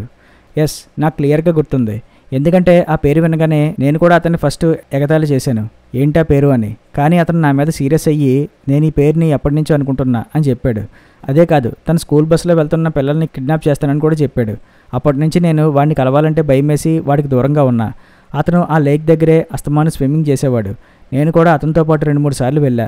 జోడియాక్ గురించి న్యూస్ పేపర్లో వచ్చిన తర్వాత నాకు మళ్ళీ ఆ విషయాలన్నీ గుర్తుకొచ్చి వెంటనే ఈ విషయాలన్నీ పోలీసులకు చెప్పా, కానీ అప్పుడు నా మాటలు ఎవరు పట్టించుకోలేదు అని అతను చెప్తాడు. మీ ఇద్దరి మధ్య ఈ కాన్వర్సేషన్ ఎప్పుడు జరిగిందో గుర్తుందా అని విలియం అడుగుతాడు. గుర్తుంది, జనవరి 1, 1968 జరిగింది అని అతను చెప్తాడు. సరే నీ కొలీగ్ పేరేంటి అని విలియం అతను అడుగుతాడు. నా కొలీగ్ పేరు ఆర్థర్ లీ యాలన్ అని అతను చెప్తాడు. ఇదే విషయం విలియం డేవ్కి చెప్తాడు. ఒకవేళ ఈ ఆర్థర్ లీ యాలనే జోడియాక్ అయితే అతని ప్లాన్ మొత్తం వాడి కొలీగ్కి ఎందుకు చెప్తాడు? వాడేమైనా పిచ్చోడా అని డేవ్ విలియంని అడుగుతాడు. గుర్తుపెట్టుకో, ఆ టైంలో ఆ ఆర్థర్ తాగేసి ఉన్నాడంట అని విలియం చెప్తాడు. ఈ ఆర్థర్కి చీనీకి పాత గొడవలు ఏమైనా ఉన్నాయేమో చెక్ చేయండి. లేవు అంటే మనం ఈ చీనీ చెప్పిన విషయాల్ని కన్సిడర్ చేద్దాం. అలాగే ఆ ఆర్థర్కి సంబంధించి ఏదైనా హ్యాండ్ రైటింగ్ ప్రింట్స్ అవి ఉంటే టెస్ట్ చేయిద్దాం అని డేవ్ అంటాడు. కొన్ని పేపర్స్ మీద ఆర్థర్ హ్యాండ్ రైటింగ్ ఉన్నా అది అంత క్లియర్గా ఉండవు. అందుకే ఆ handwriting Zodiac hand రైటింగ్తో match అయ్యేయో లేదో అంత క్లియర్గా వాళ్ళు తెలుసుకోలేకపోతారు. ఈ ఆర్థర్ ఒక స్కూల్లో జాబ్ చేసేవాడు. పిల్లల పట్ల అతని బిహేవియర్ మంచిగా లేకపోవడంతో అతని జాబ్ నుంచి తీసేశారని తెలిసింది అని డేవ్ విలియంకి చెప్తాడు. తర్వాత జోడియాక్ వీళ్ళకి పంపిన లెటర్స్ని చీనీకి చూపిస్తే ఆ లెటర్ ఆ ఆర్థర్ గారు రాసినట్టుగానే ఉన్నాయని అతను చెప్తాడు. మరి హ్యాండ్ రైటింగ్ సంగతి ఏంటి? అది ఆర్థర్ రాసినట్టుగానే ఉన్నాయా అని విలియం అడిగితే అది కనిపెట్టాల్సింది మీరు కదా అని అతను అంటాడు. అడిగాం, కానీ ఆ హ్యాండ్ రైటింగ్ అంత మ్యాచ్ అవ్వట్లేదు అన్నట్టుగా ఉన్నాయి. ఏం చెప్పలేకపోతున్నారు మా ఎక్స్పర్ట్స్ అని విలియం చెప్తాడు. బహుశా ఆర్థర్ వేరే హ్యాండ్తో ఆ లెటర్ రాశాడేమో, ఆర్థర్కి 2 చేతులతో రాయడం వచ్చు అని అతను చెప్తాడు. వీళ్ళు ఎంక్వైరీ చేయగా ఆర్థర్ ఏదైనా రాయాలంటే రెగ్యులర్గా లెఫ్ట్ హ్యాండ్ వాడతాడు అని తెలిసింది. సో మనకు పంపిన జోడియాక్ లెటర్స్ రైట్ హ్యాండ్తో రాశాడేమో అని విలియం వాళ్ళ చీఫ్తో చెప్తాడు. సరే ఈ ఆర్థర్ ఇప్పుడు ఎక్కడున్నాడు అని చీఫ్ పోలీస్ ఆఫీసర్ అడుగుతాడు. వెల్లెజో టౌన్లో ఉన్నాడు. ఏదో ఒక ఆయిల్ కంపెనీలో వర్క్ చేస్తున్నాడని విలియం చెప్తాడు. సరే వెళ్ళి వాడిని ఒకసారి కలవండి అని చీఫ్ చెప్తాడు. నెక్స్ట్ రోజు Dave, William and Vallejo city police officer ఆర్థర్ని కలవడానికి వెళ్తారు. ఆర్థర్ అక్కడికి వస్తాడు. మేము జోడియాక్ మర్డర్స్ గురించి ఇన్వెస్టిగేట్ చేస్తున్నాం, మిమ్మల్ని కొన్ని క్వశ్చన్స్ అడగాలి అని విలియం అంటాడు. ఒక ఇన్ఫార్మర్ మాకు చెప్పాడు, ఫస్ట్ జోడియాక్ మర్డర్ జరిగిన 11 నెలల ముందే మీరు అతనితో జోడియాక్ అన్న దాని గురించి కొన్ని విషయాలు చెప్పారంట కదా, అదేంటో మీకు గుర్తుంటే మాకు చెప్తారా అని విలియం అడుగుతాడు. ఏం విషయాలు? నాకేం గుర్తులేదే అని ఆర్థర్ అంటాడు. సరే జోడియాక్ మర్డర్స్ గురించి మీకు అసలు తెలుసా అని విలియం అడుగుతాడు. పేపర్లో చూశాను, కానీ నేను ఆ న్యూస్ని పెద్దగా పట్టించుకోలేదు. ఆ లేక్ దగ్గర మర్డర్ జరిగిన టైంలో నేను అక్కడే ఉన్నా. ఆ రోజు అక్కడ స్విమ్మింగ్ చేయడానికి వెళ్ళా. మర్డర్ జరగక ముందు ఆ కపుల్తో నేను కూడా మాట్లాడాను. ఈ విషయాలన్నీ నేను అప్పుడే ఒక పోలీస్ ఆఫీసర్కి చెప్పా. ఆ తర్వాత నాకెందుకు వచ్చిన గొడవరా అని చెప్పి ఇంకా కేసుల గురించి పట్టించుకోలేదు అని ఆర్థర్ అంటాడు. సో ఆర్థర్ వాళ్ళెవరో నీకు తెలుసన్నమాట అని వెల్లెజో పోలీస్ ఆఫీసర్ అడిగితే, లీ, నా పేరు ఆర్థర్ కాదు, లీ, నన్ను అందరూ లీ అని పిలుస్తారు అని అతను కాలు మీద కాలు వేసుకుని దర్జాగా మాట్లాడుతూ అంటాడు. వీడికి చాలా ఎక్స్ట్రాలు ఉన్నాయని అప్పుడే వాళ్ళకి అర్థమవుతుంది. ఆ రోజు నేను ఇంటికి తిరిగి రావడం మా నైబర్ చూశారు. అతని పేరు బిల్. కానీ మీరు అతన్ని ఎంక్వైరీ చేయలేరు, ఎందుకంటే అతను ఆ వారంలోనే చనిపోయాడు హార్ట్అటాక్ వల్ల. ఆ రోజు నా కారులో కొన్ని కత్తులు ఉన్నాయి, వాటికి బ్లడ్ ఉంది, కానీ అది కోడి రక్తం. ఆ రోజు రాత్రి చికెన్ వండుకుందామని చెప్పి ఒక కోడిని చంపా. ఆ రక్తం ఉన్న కత్తుల్ని బిల్ చూశాడు. వెంటనే నేనే జోడియాక్ ఏమో అనుకుని చెప్పేసి పోలీస్ ఆఫీసర్కి కాల్ చేశాడు. నేను జరిగిందంతా పోలీస్ ఆఫీసర్కి చెప్పా. అదే అప్పుడు జరిగింది, అంతకుమించి నాకేం తెలీదు అని ఆర్థర్ అంటాడు. డేవ్కి అదంతా విన్నాక నవ్వొస్తుంది. మర్డర్ జరిగిన టైంలో ఆర్థర్ ఆ లేక్ దగ్గరే ఉండడం, ఆ కపుల్తో అతను మాట్లాడడం, ఆ నెక్స్ట్ డే వాళ్ళపై అటాక్ జరగడం, మనోడేమో ఒక కోడిని చంపాను అని చెప్పి రక్తంతో ఉన్న కత్తుల్ని వాడి కారులో పెట్టుకోవడం, అది చూసిన ఆర్థర్ నైబర్ పోలీస్ ఆఫీసర్కి చెప్పడం, ఆ వారంలోనే ఆ నైబర్ చనిపోవడం, ఇవి చాలవా ఆ ఆర్థర్ గడ్ సోది చెప్తున్నాడు అని నమ్మడానికి? అందుకే డేవ్ నవ్వుకుంటాడు. అవును, నువ్వు 1966 ఇయర్లో ఏ ఊర్లో ఉండేవాడవో గుర్తుందా అని వెల్లెజో పోలీస్ ఆఫీసర్ అడుగుతాడు.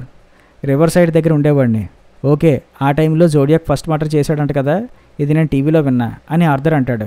అది సరే, మీరు 2 చేతులతో కూడా రాయగలరంట కదా అని విలియం అడుగుతాడు. ఎవరు చెప్పారు? అది అబద్ధం, నేను లెఫ్ట్ హ్యాండ్తో మాత్రమే రాయగలను అని ఆర్థర్ చెప్తాడు. ఓకే, మీరు స్కూల్ పిల్లల్ని చంపేస్తారని చెప్పారంట కదా అని పోలీస్ ఆఫీసర్ అడుగుతాడు. ఎవరు చెప్పారు? నేనెందుకు అలా అంటాను అని ఆర్థర్ అంటాడు. అంటే పిల్లల పట్ల మీ బిహేవియర్ సరిగ్గా లేదని మిమ్మల్ని స్కూల్ నుంచి తీసేశారంట కదా, పిల్లల పట్ల మీకు ఆ కోపం ఏమైనా ఉందా అని విలియం అడుగుతాడు. ఆర్థర్ ఒక నిమిషం ఆలోచించి, నేను మీరు అనుకున్న జోడియాక్ కాదు, ఒకవేళ నేనే జోడియాక్ అయినా కూడా ఆ విషయం మీకు ఎప్పటికీ చెప్పను అని ఆ ఆర్థర్ అంటాడు. వాచ్ బాగుంది, ఎక్కడిది, ఏది, నేను ఒకసారి చూడొచ్చా అని డేవ్ ఆర్థర్ చేతికున్న వాచ్ని చూసి అడుగుతాడు. సరే అని చెప్పి ఆర్థర్ ఆ వాచ్ ఇస్తాడు. ఆ వాచ్పై జోడియాక్ అన్న పేరు ఉంటుంది. 2 years బ్యాక్ మా మదర్ క్రిస్మస్ గిఫ్ట్ కింద నాకు ఆ వాచ్ ఇచ్చారు అని ఆర్థర్ అంటాడు. సరే, మీకు జోడియాక్ గురించి ఇంకేమైనా విషయాలు తెలుసా? ఎప్పుడైనా ఎవరితోనైనా ఈ జోడియాక్ గురించి మాట్లాడారా అని డేవ్ అడుగుతాడు. వెల్లెజోలో ఉన్న ఫిల్ అనే వ్యక్తితో మాట్లాడి ఉండొచ్చు, నాకు అంత గుర్తులేదు. అప్పుడు నేను వాళ్ళతో వర్క్ చేసేవాడిని. ఓకే, ఇప్పుడు అర్థమైంది మీరు ఎందుకు వచ్చారు. ద మోస్ట్ డేంజరస్ గేమ్, అందుకే కదా మీరు ఇక్కడికి వచ్చారు అని ఆర్థర్ అంటాడు. అర్థం కాలేదు, సరిగ్గా చెప్పు అని విలియం అడుగుతాడు. హై స్కూల్లో వర్క్ చేస్తున్నప్పుడు అది నా ఫేవరెట్ బుక్. అందులో కిల్లర్ కూడా యానిమల్స్ని చంపకుండా మనుషుల్ని చంపుతుంటాడు. ఆ స్టోరీ నాకు ఇష్టం.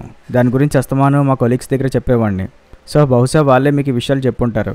అందుకే కదా మీరు నా మీద అనుమానపడ్డారు అని ఆర్థర్ అడుగుతాడు. అంతలో ఫ్యాక్టరీ సైరన్ మోగుతుంది. ఆర్థర్ వర్కింగ్ అవర్స్ అయిపోతుంది. నా టైం అయిపోయింది, నేను వెళ్ళొచ్చా అని ఆర్థర్ అంటాడు. షూర్, తప్పకుండా. ఇదిగోండి మీ వాచ్, మర్చిపోయినట్టున్నారు. జాగ్రత్త, లేదంటే వాచ్ పోగలదు అని డేవ్ అంటాడు. తర్వాత ఆర్థర్ వెళ్ళిపోతాడు. వీడిని ఇంక ఇంట్రాగేట్ చేయడం కూడా అనవసరం అని డేవ్ అంటాడు. ఈ జరిగిన 10 hours తర్వాత ఆర్థర్ బ్రదర్ వాళ్ళని కలుస్తారు పోలీసులు. ఈ లెటర్స్ జోడియాక్ మాకు రాశాడు. ఇందులో ఉన్న హ్యాండ్ రైటింగ్ని చూసి అది మీ బ్రదర్ హ్యాండ్ రైటింగో కాదో మాకు చెప్పండి అని పోలీసులు అంటారు. అంటే ఏంటి, మీరు మా బ్రదర్ని జోడియాక్ అనుకుంటున్నారా అని ఆర్థర్ బ్రదర్ అడుగుతాడు. కంగారు పడకండి, అది మా అనుమానం అంతే. అతన్ని ఏమీ అరెస్ట్ చెయ్యం అని డేవ్ అంటాడు. ఆ లెటర్ చూసిన ఆర్థర్ బ్రదర్ వాళ్ళ వైఫ్ ఈ లెటర్ ఆర్థర్ రాసినట్టుగానే ఉంది. ఎందుకంటే ఇందులో క్రిస్మస్ అన్న పదం దగ్గర లాస్ట్లో 2 Sలు ఉన్నాయి. ఆర్థర్లీ ఇదివరకు మాకు రాసిన క్రిస్మస్ లెటర్లో కూడా క్రిస్మస్ దగ్గర ఇలాగే 2 Sలు రాశాడు అని ఆమె చెప్తుంది. ఆ లెటర్ మీ దగ్గర ఉందా అని డేవ్ అడుగుతాడు. ఏమో తెలియదు, వెతకాలి అని ఆమె చెప్తుంది. డేవ్ అండ్ విలియం ఈ విషయాలన్నీ వాళ్ళ చీఫ్కి చెప్తారు. ఆర్థర్ బ్రదర్ వాళ్ళు ఆర్థర్ ఇంట్లో లేనప్పుడు అతని ఇంటికి వెళ్ళి ఏమైనా క్లూ దొరికితే మాకు ఇన్ఫామ్ చేస్తా అన్నారు. ఏమైనా క్లూ దొరికితే సెర్చ్ వారెంట్ ఇష్యూ చేసి ఆర్థర్ ఇంటిని చెక్ చేస్తామని విలేజ్ పోలీస్ ఆఫీసర్ చెప్పాడు. అలాగే ఆర్థర్ని ఇదివరకు ఇంట్రాగేట్ చేసిన పోలీస్ ఆఫీసర్ని కూడా మేము కలిసి వివరాలు తెలుసుకుంటాము అని డేవ్ చెప్తాడు. మరొక పక్క జోడియాక్ మర్డర్స్ని స్టడీ చేస్తున్న గ్రే స్మిత్ పాల్ని కలిసి జోడియాక్ రాసిన లెటర్స్ గురించి మాట్లాడతాడు. జోడియాక్ క్రిస్మస్ టైంలో 2 టీనేజర్స్ని చంపాను అని మనకు చెప్పాడు కదా. ఆ హత్య జరిగిన ఎగ్జాక్ట్గా 1 yearకి జోడియాక్ అడ్వకేట్ మెల్విన్కి లెటర్ పంపాడు. అదే కాదు, 1966లో గేట్స్ అనే అమ్మాయిని లైబ్రరీ నుంచి వస్తున్నప్పుడు చంపాడు కదా. ఆ అమ్మాయి చనిపోయిన ఎగ్జాక్ట్గా 6 monthsకే ఆమె ఫాదర్కి లెటర్ పంపాడు. అండ్ ఆమెని హాలోవిన్ డే ముందు రోజే చంపాడు. నీకు కూడా ఆ జోడియాక్ గాడు హాలోవిన్ కార్డ్ పంపాడు కదా అంటే అని గ్రే స్మిత్ అంటాడు. అంటే ఏంట్రా, ఇప్పుడు ఆ జోడియాక్ గాడు కూడా నన్ను హాలోవిన్ డే రోజున చంపేస్తాడా ఏంటి అని పాల్ అడుగుతాడు. మరొక పక్క ఆర్థర్ హ్యాండ్ రైటింగ్ ఉన్న ఒక చెక్ని చెక్ చేస్తే అది జోడియాక్ హ్యాండ్ రైటింగ్తో మ్యాచ్ అవ్వట్లేదని తెలుస్తుంది. అతను 2 handsతో రాస్తాడు కదా, ఇది రైట్ హ్యాండ్తో రాశాడేమో అని డేవ్ హ్యాండ్ రైటింగ్ ఎక్స్పర్ట్ని అడుగుతాడు. అయినా సరే ఎంత 2 చేతులతో రాసినా కొన్ని ఆల్ఫాబెట్స్ ఒకేలా రాస్తారు.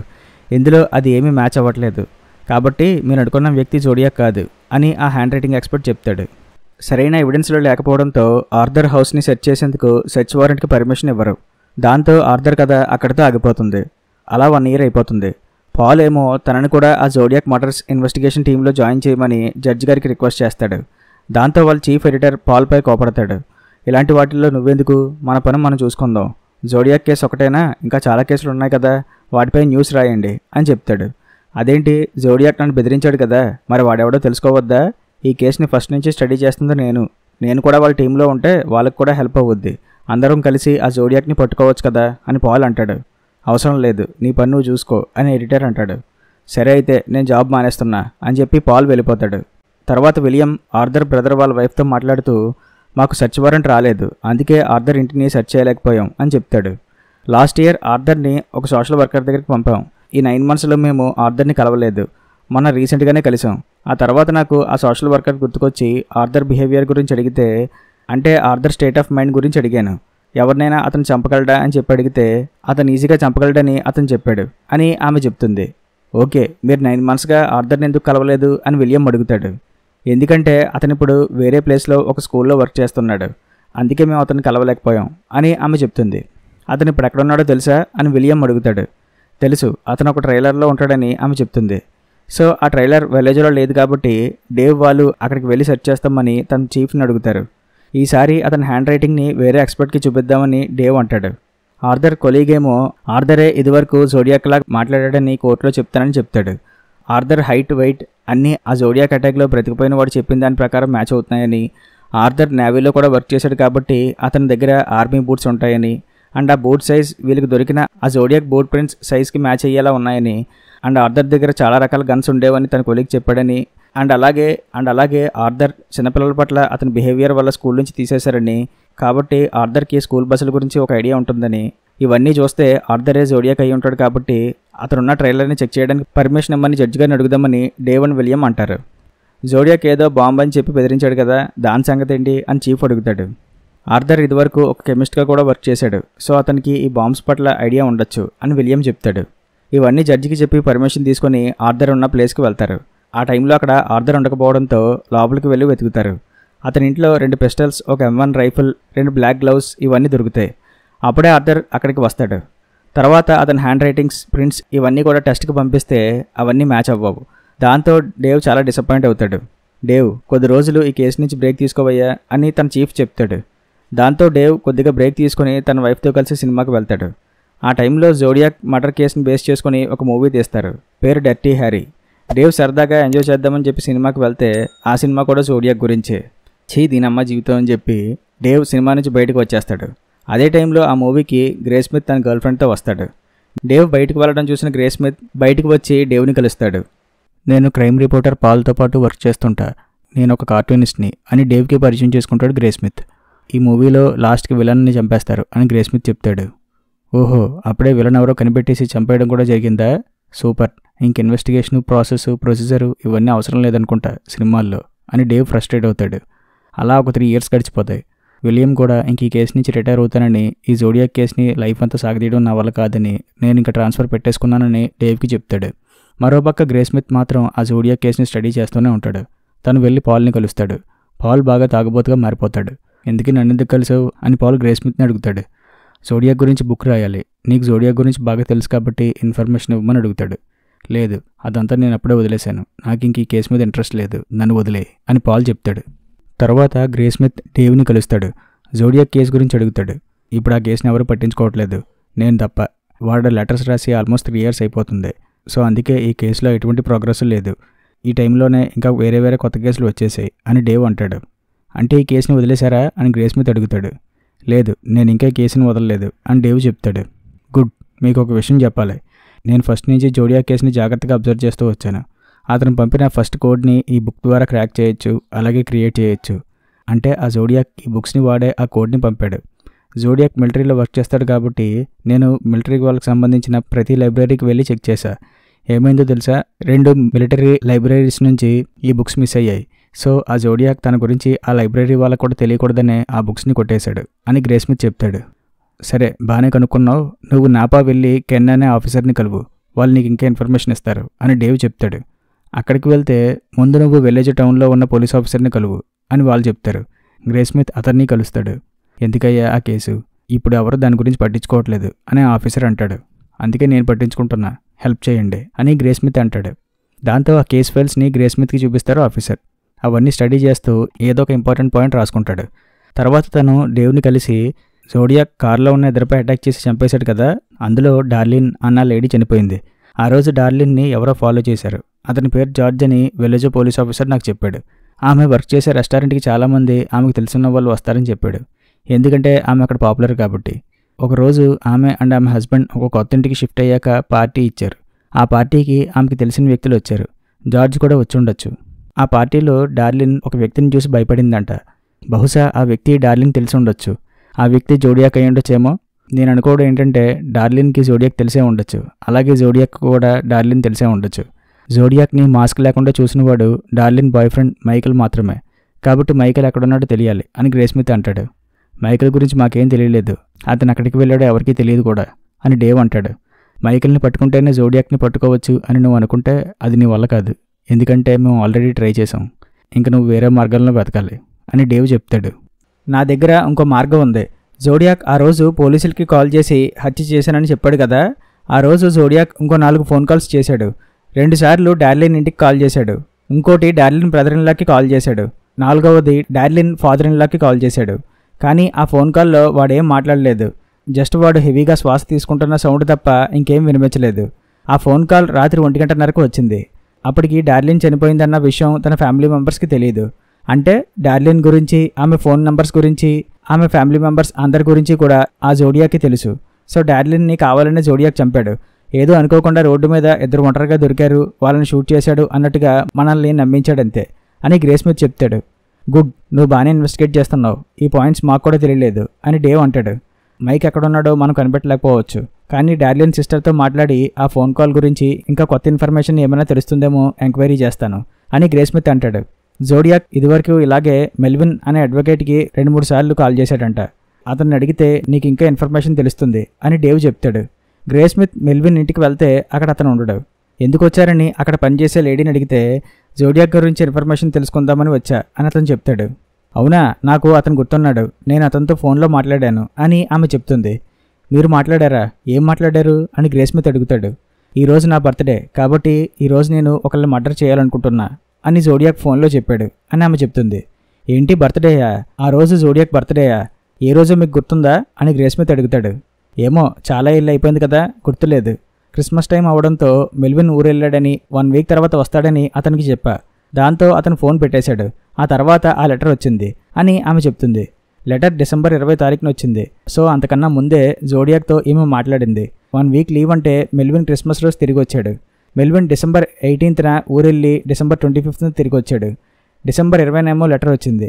అంతకన్నా ముందే జోడియాక్తో ఈమె కాల్లో మాట్లాడింది. అంటే 18th, 19th రోజుల్లోనే జోడియాక్ ఈమె కాల్ చేసి ఉండాలి అని గ్రే స్మిత్కి అర్థమవుతుంది. అదే విషయం గ్రే స్మిత్ డేవ్కి చెప్తాడు. డేవ్ మెల్ అనే ఆఫీసర్ని కలవమని చెప్తాడు. డేవ్ మెల్ని కలిస్తే, అయినా ఆ టైంలో ఎటువంటి మర్డర్స్ జరగలేదు కదా, అండ్ మా అనుమానితుల్లో ఎవరికీ కూడా ఆ డేట్ ఆఫ్ బర్త్ లేదు, కాబట్టి నువ్వేదో రాంగ్ డైరెక్షన్లో వెళ్తున్నావేమో ఆలోచించని మెల్ చెప్తాడు. గ్రే స్మిత్ ఈ జోడియాక్ కేసులో పడి ఫ్యామిలీ గురించి పట్టించుకోవడం మానేస్తాడు. పైగా తన జోడియాక్ గురించి ఒక బుక్ రాస్తున్నట్టుగా ఒక న్యూస్ పేపర్లో ఆర్టికల్ రావడంతో దాని గురించి కూడా అతని వైఫ్ గ్రే స్మిత్పై కోప్పడుతుంది. ఆ జోడియాక్ కనుక ఈ ఆర్టికల్ చూస్తే మన పరిస్థితి ఏంటి, వాడు మనల్ని టార్గెట్ చేస్తాడు కదా అని ఆమె అంటుంది. అలాంటిదేమీ జరగదులే అని గ్రే స్మిత్ అంటాడు. అప్పుడే వాళ్ళ ఇంటికి ఒక ఫోన్ కాల్ వస్తుంది. ఈరోజు పేపర్లో మీ గురించి చదివా, జోడియాక్ కిల్లర్ ఎవరో నాకు తెలుసు అని ఆ ఫోన్లో అతను చెప్తాడు. ఇంతకీ మీరెవరు అని గ్రే స్మిత్ అడుగుతాడు. జోడియాక్కి మూవీస్ అంటే బాగా ఇష్టం. వాడు తన మర్డర్స్లో కొన్నిటిని ఫిల్మ్లో రికార్డ్ చేశాడు కూడా. ఈ విషయం నేను పోలీసులకి చెప్పా, కానీ వాళ్ళు నా మాటలని పట్టించుకోలేదు. మీకు ఇంకా దాని గురించి తెలుసుకోవాలి అనుకుంటే వాన్ అనే వ్యక్తిని కలవండి. అతను జోడియాక్ ఫ్రెండే. పాపం ఆ వాన్కి కూడా తెలీదు అతని ఫ్రెండే జోడియాక్ అని. అతను జోడియాక్ కోసం కొన్ని ఫిల్మ్ రీల్స్ని క్యాన్స్లో స్టోర్ చేశాడు. మీరు ఆ ఫిల్మ్ రీల్స్ని చెక్ చేయండి, మీకు ఎవిడెన్స్ దొరుకుతుంది అని అతను చెప్తాడు. జోడియాక్ పేరు రిక్ మార్షల్ అని అతను చెప్తాడు. తర్వాత గ్రే స్మిత్ ఆ హ్యాండ్ రైటింగ్ ఎక్స్పర్ట్ని కలుసుకొని మరికొన్ని విషయాలు తెలుసుకుంటాడు. ఈ హ్యాండ్ రైటింగ్ టెస్ట్ వల్ల ఎంతమంది అనుమానితుల్ని వదిలేశారు అని గ్రే స్మిత్ అడుగుతాడు. అందరినీ వదిలేసాం అని అతను చెప్తాడు. ఎవరైనా ఈ హ్యాండ్ రైటింగ్ టెస్ట్ని బీట్ చేసి దాని నుంచి తప్పించుకోగలరంటారా అని గ్రే స్మిత్ అడుగుతాడు. లేదు, అలా జరగదు అని అతను చెప్తాడు. 4 రోజుల క్రితం వాలెన్స్ అనే వ్యక్తి మా ఇంటికి వచ్చి తనకి జోడియాక్ గురించి తెలుసన్నాడు. ఆ జోడియాక్ పేరు ఏదో రిక్ అన్నట్టుగా చెప్పాడు అని అతను అంటాడు. రిక్ మార్షలా? అయితే మీతో మాట్లాడిన వ్యక్తే నాకు కాల్ చేసి ఉంటాడు, ఎందుకంటే నాకు కూడా అదే పేరు చెప్పాడు అని గ్రే స్మిత్ అంటాడు.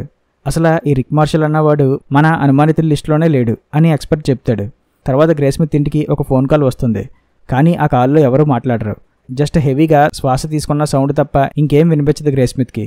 ఇదివరకు ఆ జోడియాక్ ఇలాగే చాలామందికి కాల్ చేశాడని గ్రే స్మిత్కి అర్థమయ్యి ఫోన్ చేసింది ఆ జోడియాక్ ఏమో అనుకుని కంగారు పడతాడు. తన వైఫ్కి కూడా ఆ కాల్ గురించి తెలిసి గ్రే స్మిత్పై కోపడుతుంది. తర్వాత గ్రే స్మిత్ నేపో టౌన్లో ఉన్న పోలీస్ ఆఫీసర్ని కలుసుకొని ఈ రిక్ మార్షల్ అన్న వ్యక్తి ఎవరైనా తెలుసా అని అతన్ని అడుగుతాడు. తెలుసు, కొన్ని ఇయర్స్ బ్యాక్ నేను రిక్ మార్షల్ అన్న వ్యక్తిని కలిసి అతని హ్యాండ్ ప్రింట్స్ తీసుకుందామని చెప్పి ఒక ఫోటోని అతనికి ఇస్తే అతను ఆ ఫోటోని తీసుకొని చూసి దానిపై మా ఫింగర్ ప్రింట్స్ పడి ఉంటాయని చెప్పి ఆ ఫోటోని జాగ్రత్తగా క్లీన్ చేసి నాకు ఇచ్చాడు. నాకు అప్పుడే వాడిపైన అనుమానం వచ్చింది. కానీ వాడు చెరిపేసిన ఆ ఫింగర్ ప్రింట్స్ అంత ఈజీగా పోతాయేంటి? అవి క్యాబ్ డ్రైవర్ హత్యలో దొరికిన ఫింగర్ ప్రింట్స్తో మ్యాచ్ చేసి చూస్తే అది మ్యాచ్ అవ్వలేదు. దాంతో వాడిని వదిలేసాం. అలా చూస్తే రిక్ మార్షల్ జోడియాక్ కాదు కదా అని గ్రే స్మిత్ అంటాడు. అయ్యి ఉండొచ్చు, కాకపోయి ఉండొచ్చు. ఎందుకంటే క్యాబ్ డ్రైవర్ హత్య కేసులో ఆ జోడియాక్ గ్లౌస్ వేసుకుని వచ్చాడు. గ్లౌస్ వేసుకుని వచ్చిన వాడు ఫింగర్ ప్రింట్స్ ఎందుకు వదిలేస్తాడు? ఆ ఫింగర్ ప్రింట్స్ ఎవరియో అయ్యి ఉంటాయి అని ఆ పోలీస్ ఆఫీసర్ అంటాడు. మరి అలా అయితే ఆ ఫింగర్ ప్రింట్స్ వల్లే కదా చాలామంది అనుమానితులను వదిలేశారు అని గ్రే స్మిత్ అంటాడు. అందుకే కదా హ్యాండ్ రైటింగ్ టెస్టులు కూడా పెట్టాం వాళ్ళకి, అవి కూడా మ్యాచ్ అవ్వలేదు కదా అని పోలీస్ ఆఫీసర్ అంటాడు. కానీ మీరు రిక్ మార్షల్ హ్యాండ్ రైటింగ్ని టెస్ట్ చేయలేదు కదా అని గ్రే స్మిత్ అడుగుతాడు. ఈ శాన్ ఫ్రాన్సిస్కో పోలీసు వాళ్ళు ఆ రిక్ మార్షల్ ఇంటి దగ్గర హ్యాండ్ రైటింగ్తో ఉన్న ఒక సైన్ కనిపించిందంట. అది అసలు జోడియాక్ రాసినట్టుగానే లేకపోవడంతో రిక్ మార్షల్ని వదిలేశారు అని పోలీస్ ఆఫీసర్ చెప్తాడు. అదేంటి, అది రాసింది రిక్ మార్షల్లో కాదో వాళ్ళకెలా తెలుసు? వేరే ఎవరైనా రాసి ఉండొచ్చు కదా అని గ్రే స్మిత్ అడుగుతాడు. తర్వాత నేను కూడా అదే అనుకున్నా. తెలుసా నీకు, ఈ రిక్ మార్షల్ నావీలో వర్క్ చేశాడు, సో అతనికి ఈ పజిల్స్ రాయడం వచ్చు. అండ్ అలాగే అతను ఒక ఫిల్మ్ థియేటర్లో ప్రొజెక్షనిస్ట్గా కూడా వర్క్ చేశాడు అని పోలీస్ ఆఫీసర్ చెప్తాడు. నాకు ఆ రిక్ మార్షల్ హ్యాండ్ రైటింగ్ కావాలి అని గ్రే స్మిత్ అడుగుతాడు. అది అవ్వదమ్మా, నువ్వే సంపాదించుకోవాలి అని పోలీస్ ఆఫీసర్ అంటాడు. గ్రే స్మిత్ ఆ హ్యాండ్ రైటింగ్ ఎక్స్పర్ట్కి కాల్ చేసి తనకి రిక్ మార్షల్ గురించి చెప్పిన ఆ వాలెన్స్ అన్న వ్యక్తి గురించి అడుగుతాడు. వాలెన్స్ ఆ ఎక్స్పర్ట్కి అతని ఫోన్ నెంబర్ ఇవ్వడంతో గ్రే స్మిత్ వాలెన్స్కి కాల్ చేసి, నువ్వే కదా నాకు రిక్ మార్షల్ గురించి ఫోన్లో చెప్పింది, నాకు ఆ రిక్ మార్షల్ హ్యాండ్ రైటింగ్ శాంపిల్స్ కావాలి అని అడుగుతాడు. ఆ రిక్ మార్షల్ ఆ వాన్ థియేటర్ దగ్గర వర్క్ చేసేటప్పుడు ఫిల్మ్ పోస్టర్స్ రాసేవాడు. ఆ పోస్టర్స్ నీకు పంపిస్తా అని వాలెస్ చెప్తాడు. ఆ పోస్టర్స్లో ఉన్న హ్యాండ్ రైటింగ్ని చెక్ చేసిన ఎక్స్పర్ట్ అవి చూసి ఈ హ్యాండ్ రైటింగ్ జోడియాక్ హ్యాండ్ రైటింగ్తో ఆల్మోస్ట్ క్లోజ్గా వచ్చాయి, కానీ ఈ కే అన్న లెటర్ తప్ప, నాకు ఇంకా ఇలాంటి పోస్టర్స్ కావాలి అని అతను అడుగుతాడు. తర్వాత జోడియాక్ ఒక కొత్త లెటర్ పంపాడని డేవ్కి తెలుస్తుంది. డేవ్ వెంటనే పోలీసుల దగ్గరికి వెళ్తాడు. కట్ చేస్తే టీవీలో ఆ లెటర్ రాసేది జోడియాక్ కాదు, డేవే జోడియాక్ లాగా ఆ లెటర్ రాశాడని న్యూస్లో వస్తుంది. అది చూసిన గ్రే స్మిత్ డేవ్కి కాల్ చేస్తే డేవ్ వాళ్ళ వైఫ్ మాట్లాడుతూ ఇదివరకు జోడియాక్ కేసుని న్యూస్లో చెప్పేటప్పుడు జోడియాక్ అండ్ డేవ్ ఇద్దరిని 2 క్యారెక్టర్స్గా కొన్ని న్యూస్ పేపర్ ఆర్టికల్స్లో రాసేవారు. అయితే ఎప్పుడైతే జోడియాక్ కేసు సైలెంట్ అయిపోయిందో అప్పటి నుంచి డేవ్ అండ్ జోడియాక్ గురించి రాయడం మానేశారు. అప్పుడు డేవ్ ఏం చేశాడంటే జోడియాక్ లాగా లెటర్ రాసేవాడు. ఎందుకంటే వాళ్ళ క్యారెక్టర్స్ ఆ న్యూస్ పేపర్ ఆర్టికల్స్లో వచ్చినాయి అంటే జోడియాక్ కేసు అందరికీ గుర్తుంటుందని. కానీ ఇప్పుడు రాసిన లెటర్ మాత్రం అతను రాయలేదు. ఇప్పుడు దానివల్లే డేవ్ జాబ్ రిస్క్లో పడింది. అతన్ని ఇన్వెస్టిగేషన్ టీం నుంచి సస్పెండ్ చేశారు. అతని హ్యాండ్ రైటింగ్ని కూడా టెస్ట్ చేస్తున్నారు, డేవ్ ఏదో తప్పు చేశాడు అన్నట్టుగా అని ఆమె చెప్తుంది. నేను డేవ్తో ఒకసారి మాట్లాడచ్చా అని గ్రే స్మిత్ అడుగుతాడు. వద్దని ఆమె చెప్తుంది. అది కాదు, రిక్ మార్షల్ అన్న వ్యక్తి గురించి ఎప్పుడైనా డేవ్ ఇన్వెస్టిగేట్ చేశారో లేదో అడుగుతారా అని గ్రే స్మిత్ అడుగుతాడు. డేవ్ వెంటనే ఫోన్ తీసుకుని పెట్టేస్తాడు. తర్వాత గ్రే స్మిత్ డేవ్ని కలిసి తను వాన్ అన్న వ్యక్తిని కలిసి రిక్ మార్షల్ గురించి తెలుసుకుందాం అనుకుంటున్నానని చెప్తాడు. నీ ఇష్టం, ఏమైనా చేసుకో, నన్ను ఇన్వాల్వ్ చేయొద్దు, దీనివల్ల నీకు ఏ ఉపయోగం లేదు. జోడియాక్ కేస్ ఇప్పటికే చాలా ఏళ్ళ నుంచి రన్ అవుతుంది, చాలా ఎవిడెన్స్లు కూడా పోయినాయి, ఇప్పుడు మనం ఏం చేయలేం అని డేవ్ చెప్తాడు. అదే టైంలో జోడియాక్ పంపిన ఒక పజిల్ని చూస్తాడు గ్రే స్మిత్. అది సాల్వ్ చేసి దాని గురించి టీవీలో చెప్తాడు. నువ్వు టీవీలో ఎందుకు కనిపించావు? ఆ జోడియాక్ నిన్ను చూస్తే నీ పరిస్థితి ఏంటి? మా గురించి అసలు ఆలోచించవా అని అతని వైఫ్ అడుగుతుంది. ఏమవ్వదులే, కంగారు పడుకో. డార్లిన్ సిస్టర్ ఎక్కడుందో తెలిసింది, ఆమె జైల్లో ఉందంట, ఆమెకి రిక్ మార్షల్ తెలిసే ఉంటాడు, ఇంకా అతను పట్టుకోవడం ఈజీ అవుద్ది అని గ్రే స్మిత్ అంటాడు. అసలు ఇదంతా ఎందుకు చేస్తున్నావు? నీకేం కావాలి అని ఆమె అడుగుతుంది. నాకేం వద్దు, ఆ జోడియాక్ని నేను చూడాలి, వాడి కళ్ళు చూడగానే నేను కనిపెట్టేస్తా వాడే జోడియాకా కాదా అని గ్రే స్మిత్ చెప్తాడు. తర్వాత గ్రే స్మిత్ వాన్ని కలుస్తాడు. వాన్ గ్రే స్మిత్ని ఇంటికి రమ్మంటాడు. మోస్ట్ డేంజరస్ గేమ్ అనే మూవీ గురించి అతను అడుగుతాడు. అవును, మంచి మూవీ, చాలాసార్లు మా థియేటర్లో ప్లే చేసాం, అయితే ఏంటి అని వాన్ అడుగుతాడు. జోడియాక్ గురించి మీరు వినే ఉంటారు కదా అని గ్రే స్మిత్ అడగ్గా, నువ్వు రిక్ మార్షల్ గురించి అడుగుతున్నావా అని వాన్ అంటాడు. అవును, రిక్ మార్షల్ ఆ టైంలో మీ థియేటర్లో ప్రొజెక్షనిస్ట్గా వర్క్ చేసేవాడంట కదా అని గ్రే స్మిత్ అడుగుతాడు. అవును, అది అప్పట్లో, ఇప్పుడు కాదు అని వాన్ అంటాడు. జోడియాక్ మర్డర్కి అండ్ ఆ మోస్ట్ డేంజరస్ గేమ్ మూవీకి ఏదో లింక్ ఉందని నా డౌట్ అని గ్రే స్మిత్ చెప్పగా, ఏంటి జోడియాక్ సింబలా అని చెప్పి ఒక ఫిల్మ్ రీల్లో ఉన్న ఆ జోడియాక్ సింబల్ని గ్రే స్మిత్కి చూపిస్తాడు. రిక్ మార్షల్ మీకు ఏదో ఫిల్మ్ క్యాన్ ఇచ్చి అందులో ఉన్న రీల్స్ని ఓపెన్ చేయొద్దని చెప్పాడంట కదా, అది నిజమేనా అని గ్రే స్మిత్ అడుగుతాడు. అవును నిజమే, నేను ఆ ఫిల్మ్ని ఓపెన్ చేయలేదు, రిక్ మార్షల్ వచ్చి ఆ ఫిల్మ్ని 1972లోనే వెనక్కి తీసుకున్నాడు అని వాన్ చెప్తాడు. సరే, ఈ రిక్ మార్షల్ పోస్టర్స్ డిజైన్ చేసేవాడు కదా, అతని హ్యాండ్ రైటింగ్ జోడియాక్ హ్యాండ్ రైటింగ్తో ఆల్మోస్ట్ మ్యాచ్ అవుతున్నాయి అని గ్రే స్మిత్ చెప్తాడు. రిక్ మార్షల్ ఎప్పుడు పోస్టర్స్ డిజైన్ చేయలేదే, ఆ హ్యాండ్ రైటింగ్ నాదే అని వాన్ అంటాడు. అది విని గ్రే స్మిత్ షాక్ అవుతాడు. ఎందుకంటే ఆ హ్యాండ్ రైటింగ్ వాన్దంటే ఇప్పుడు జోడియాక్ ఈ వానా అని గ్రే స్మిత్ అనుకుంటాడు. సరే అయితే నేను వెళ్ళొస్తాను, మళ్ళీ కలుద్దాం అని చెప్పి గ్రే స్మిత్ వెళ్తుంటే, ఎందుకు కంగారు, ఆ ఫిల్మ్ మా బేస్మెంట్లో ఉందేమో చెక్ చేస్తాను, నువ్వు కూడా రా అని వాన్ అంటాడు. హహా, అవన్నీ ఇప్పుడు వద్దులేండి, తర్వాత చూద్దాం అని గ్రే స్మిత్ అంటాడు. ఏం పర్లేదు, ఇక్కడ దాకా వచ్చారు కదా, ఇంకాస్త ముందుకు వస్తే మీ పని అయిపోతుందేమో, మీ పనికి హెల్ప్ అవుతుందేమో అని వాన్ అంటాడు. గ్రే స్మిత్ భయపడుతూనే కింద బేస్మెంట్లోకి వెళ్తాడు. వాన్ ఆ ఫిల్మ్ గురించి వెతుకుతుంటే పైనుంచి ఎవరో వెళ్తున్నట్టుగా గ్రే స్మిత్కి శబ్దాలు వినిపిస్తాయి. మీరు ఒకళ్ళే ఉంటున్నారన్నారు అని గ్రే స్మిత్ అడుగుతాడు. దొరికింది, ఫిల్మ్ దొరకలేదు కానీ ఆ మోస్ట్ డేంజరస్ గేమ్ ఫిల్మ్ మా థియేటర్లో మే 1969లో మా థియేటర్లో ప్రదర్శించాం. అంటే ఫస్ట్ జోడియాక్ లెటర్ వచ్చిన 9 వీక్స్ బిఫోరే మా థియేటర్లో ఆ మూవీని వేసామన్నమాట. సో ఈ ఫిల్మ్ చూసి ఇన్స్పైర్ అయ్యే జోడియాక్ ఆ మర్డర్ చేశాడని మీరు అనుకుంటున్నారా అని వాన్ అడుగుతాడు. ఇంకా పైనుంచి శబ్దాలు వినిపించడంతో మీ ఇంట్లో మీరు తప్ప ఇంకెవరూ లేరు కదా అని గ్రే స్మిత్ అడుగుతాడు. మీకు అంతగా డౌట్ ఉంటే వెళ్ళి చెక్ చేసుకోండి అని వాన్ అంటాడు. సరే, నేను ఇంక వెళ్ళొస్తా అని చెప్పి గ్రే స్మిత్ కంగారుగా ఇంటి నుంచి బయటికి వెళ్తాడు. డోర్ ఏమో లాక్ అయి ఉంటుంది. వెనకాతల వాన్ కూడా వస్తాడు. డోర్ లాక్ చేసి ఉందేంటి అని గ్రే స్మిత్ భయంగా అడుగుతాడు. ఎందుకు సార్ కంగారు అని చెప్పి డోర్ లాక్ ఓపెన్ చేస్తాడు వాన్. గ్రే స్మిత్ వెంటనే అక్కడి నుంచి ఇంటికి వచ్చేస్తాడు. ఇంటికి వస్తే అక్కడ తన ఫ్యామిలీ మెంబర్స్ ఉండరు. పిల్లల్ని తీసుకుని మా ఇంటికి వెళ్ళిపోయాను, నాకు కాల్ చేయొద్దు అని గ్రే స్మిత్ వైఫ్ ఒక నోట్ రాస్తుంది. తర్వాత డార్లిన్ సిస్టర్ లిండా జైల్లో ఉందని తెలిసి వెళ్ళి ఆమెను కలుస్తాడు గ్రే స్మిత్. డార్లిన్ అండ్ ఆమె హస్బెండ్ ఒక పార్టీ ఇచ్చినప్పుడు ఆ పార్టీకి ఎవరో తెలియని వ్యక్తి వచ్చారంట కదా, అతను ఎవరో నీకు గుర్తుందా అని గ్రే స్మిత్ అడుగుతాడు. తెలియని వ్యక్తి ఏమీ కాదు, అతను డార్లిన్కి తెలుసు. అతను కొంచెం డేంజర్ మనిషి అని, అతనికి కొంచెం దూరంగా ఉండమని అప్పట్లోనే డార్లిన్ నాకు చెప్పింది. డార్లిన్ ఆ వ్యక్తికి భయపడేది. కొన్ని వారాల తర్వాత ఆమె చనిపోయింది. అది జరిగింది అని లిండా చెప్తుంది. అతని పేరు తెలుసా నీకు అని గ్రేస్మిత్ అడుగుతాడు. ఏమో సరిగ్గా గుర్తులేదు అని ఆమె చెప్తుంది. రిక్ మార్షలే కదా అతని పేరు అని గ్రేస్మిత్ అడుగుతాడు. కాదు, రిక్ మార్షల్ కాదు, ఇంకేదో నేమ్ అతంది అని లిండా చెప్తుంది. గుర్తుకొచ్చింది, అతని పేరు లీ అని లిండా చెప్తుంది.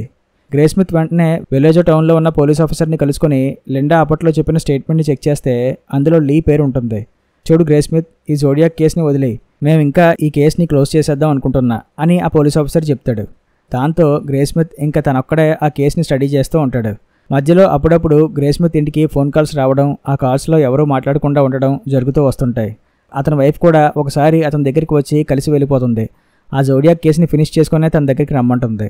ఆ టైంలోనే గ్రేస్మిత్కి ఆర్థర్ లీకి సంబంధించిన ఒక లైసెన్స్ ఐడి కనిపిస్తుంది. దాంట్లో అతని పేరు ఆర్థర్ లీ యాలెన్ అని ఉంటుంది. వెంటనే గ్రేస్మిత్ డేవ్ ఇంటికి వెళ్ళి అతన్ని కలుస్తాడు. ఈ ఆర్థర్ లీ యాలెనే మెల్విన్ ఇంటికి డిసెంబర్ 18న కాల్ చేసి, ఈరోజు నా బర్త్డే, నేను మర్డర్ చేద్దాం అనుకుంటున్నా అని మెల్విన్ సర్వెంట్తో చెప్పింది. ఈ ఆర్థర్ లీ యాలెన్ బర్త్డే డిసెంబర్ 18th, అది అతని లైసెన్స్ ఐడి మీద ఉంది. అండ్ డార్లిన్ సిస్టర్ లిండా కూడా లీ గురించి చెప్పింది అని జరిగింది చెప్తాడు గ్రేస్మిత్. ఈ ఆర్థర్ లీ యాలెనే అప్పట్లో నాకు ఒక లెటర్ రాశాడు. 1975 జనవరిన అతన్ని ఒక మొలస్టేషన్ కేసులో అరెస్ట్ చేశారు. అతను జైలు నుంచి బయటకు వచ్చాక నాకు ఈ లెటర్ రాశాడు. సారీ, నేను మీరనుకున్న జోడియాక్ కాదు, ఫ్యూచర్లో నా వల్ల మీకేమైనా హెల్ప్ కావాలంటే నన్ను అడగండి అని ఆ లెటర్లో రాశాడు ఆర్థర్ లీ. అది కూడా హ్యాండ్ రైటింగ్ కాదు, టైప్ చేసి పంపించింది అని డేవ్ చెప్తాడు. అంటే ఈ ఆర్థర్ లీ ఈ లెటర్ కూడా టైప్ చేసి పంపాడు, చేత్తో రాసింది కాదు అని గ్రేస్మిత్ అంటాడు. ఏం చెప్దాం అనుకుంటున్నావు గ్రేస్మిత్ అని డేవ్ అడుగుతాడు. చూడు గ్రేస్మిత్, ఆర్థర్ లీ హ్యాండ్ రైటింగ్ జోడియాక్ రైటింగ్తో మ్యాచ్ అవ్వలేదు, సో అక్కడే మనం ఓడిపోయాం. ఏ ఆధారం లేకుండా ఆర్థర్ లీని కోర్టుకి తీసుకురాలేం, అర్థమైందా అని డేవ్ అంటాడు. ఏ ఎవిడెన్స్ లేకపోవడం ఏంటి? ఈ ఆర్థర్ లీ మిలిటరీలో వర్క్ చేసేవాడు. Zodiac foot print size and ఇతని ఫుట్ ప్రింట్ సైజ్ మ్యాచ్ అవుతుంది. ఈ ఆర్థర్ లీ యాలెన్ కూడా మిలిటరీ కాబట్టి ఈ పజిల్స్ ప్రిపేర్ చేయడం అతనికి వచ్చు. అండ్ అతను స్కూల్ నుంచి సస్పెండ్ చేశారు కూడా. వాళ్ళ బ్రదర్కి రాసిన క్రిస్మస్ లెటర్లో క్రిస్మస్ అన్న స్పెల్లింగ్ దగ్గర 2 అస్సులు రాశాడు. సేమ్ జోడియాక్ మన పంపిన లెటర్లో కూడా క్రిస్మస్ అన్న పదం దగ్గర లాస్ట్లో 2 అస్సులు కూడా ఉన్నాయి. అండ్ అతని కారులో దొరికిన కత్తులు అండ్ ఆ కత్తులకున్న రక్తం ఇవన్నీ ఏంటి మరి అని గ్రేస్మిత్ అడుగుతాడు. అవన్నీ కూడా కోర్టు దృష్టిలో సరైన ఎవిడెన్స్లు కావు. ఆ క్యాబ్ డ్రైవర్ని చంపాడు చూసావా, అతని షర్ట్ పీస్ కట్ చేసి మనకు పంపాడు. ఆ షర్ట్ పీస్ కానీ లేదా ఆ డ్రైవర్ వాలెట్ కానీ లేదా అతని కార్ కీస్ కానీ ఇలాంటివి ఏమైనా ఆర్థర్ లీ యాలెన్ ఇంట్లో దొరికితే అప్పుడు సరైన ఎవిడెన్స్ దొరికినట్టు. అలాంటివేమీ అతని ఇంట్లో దొరకలేదు అని డేవ్ అంటాడు. ఆ రోజు మీరు ఇంటర్వ్యూ చేసిన 48 గంటల తర్వాత ఆర్థర్ తన ఇంటిని వదిలేసి వేరే ప్లేస్కి షిఫ్ట్ అయిపోయాడు. ఎందుకంటే అతను భయపడ్డాడు. ఒకసారి మనం ఈ ఆర్థర్ లీ యాలెన్ని ఈ జోడియాక్ పక్కపక్కన పెట్టి వరుసగా జరిగిన ఈవెంట్స్ని చెక్ చేద్దాం. 1966 వెల్లెజోలో క్రిస్మస్ టైంలో జోడియాక్ తన ఫస్ట్ మర్డర్ చేశాడు. దానికి 8 months బిఫోర్ ఈ ఆర్థర్ని స్కూల్ నుంచి సస్పెండ్ చేశారు. నెక్స్ట్ మనకి జూలై 1969న జోడియాక్ ఫస్ట్ లెటర్ పంపాడు డార్లిన్ని చంపిన తర్వాత.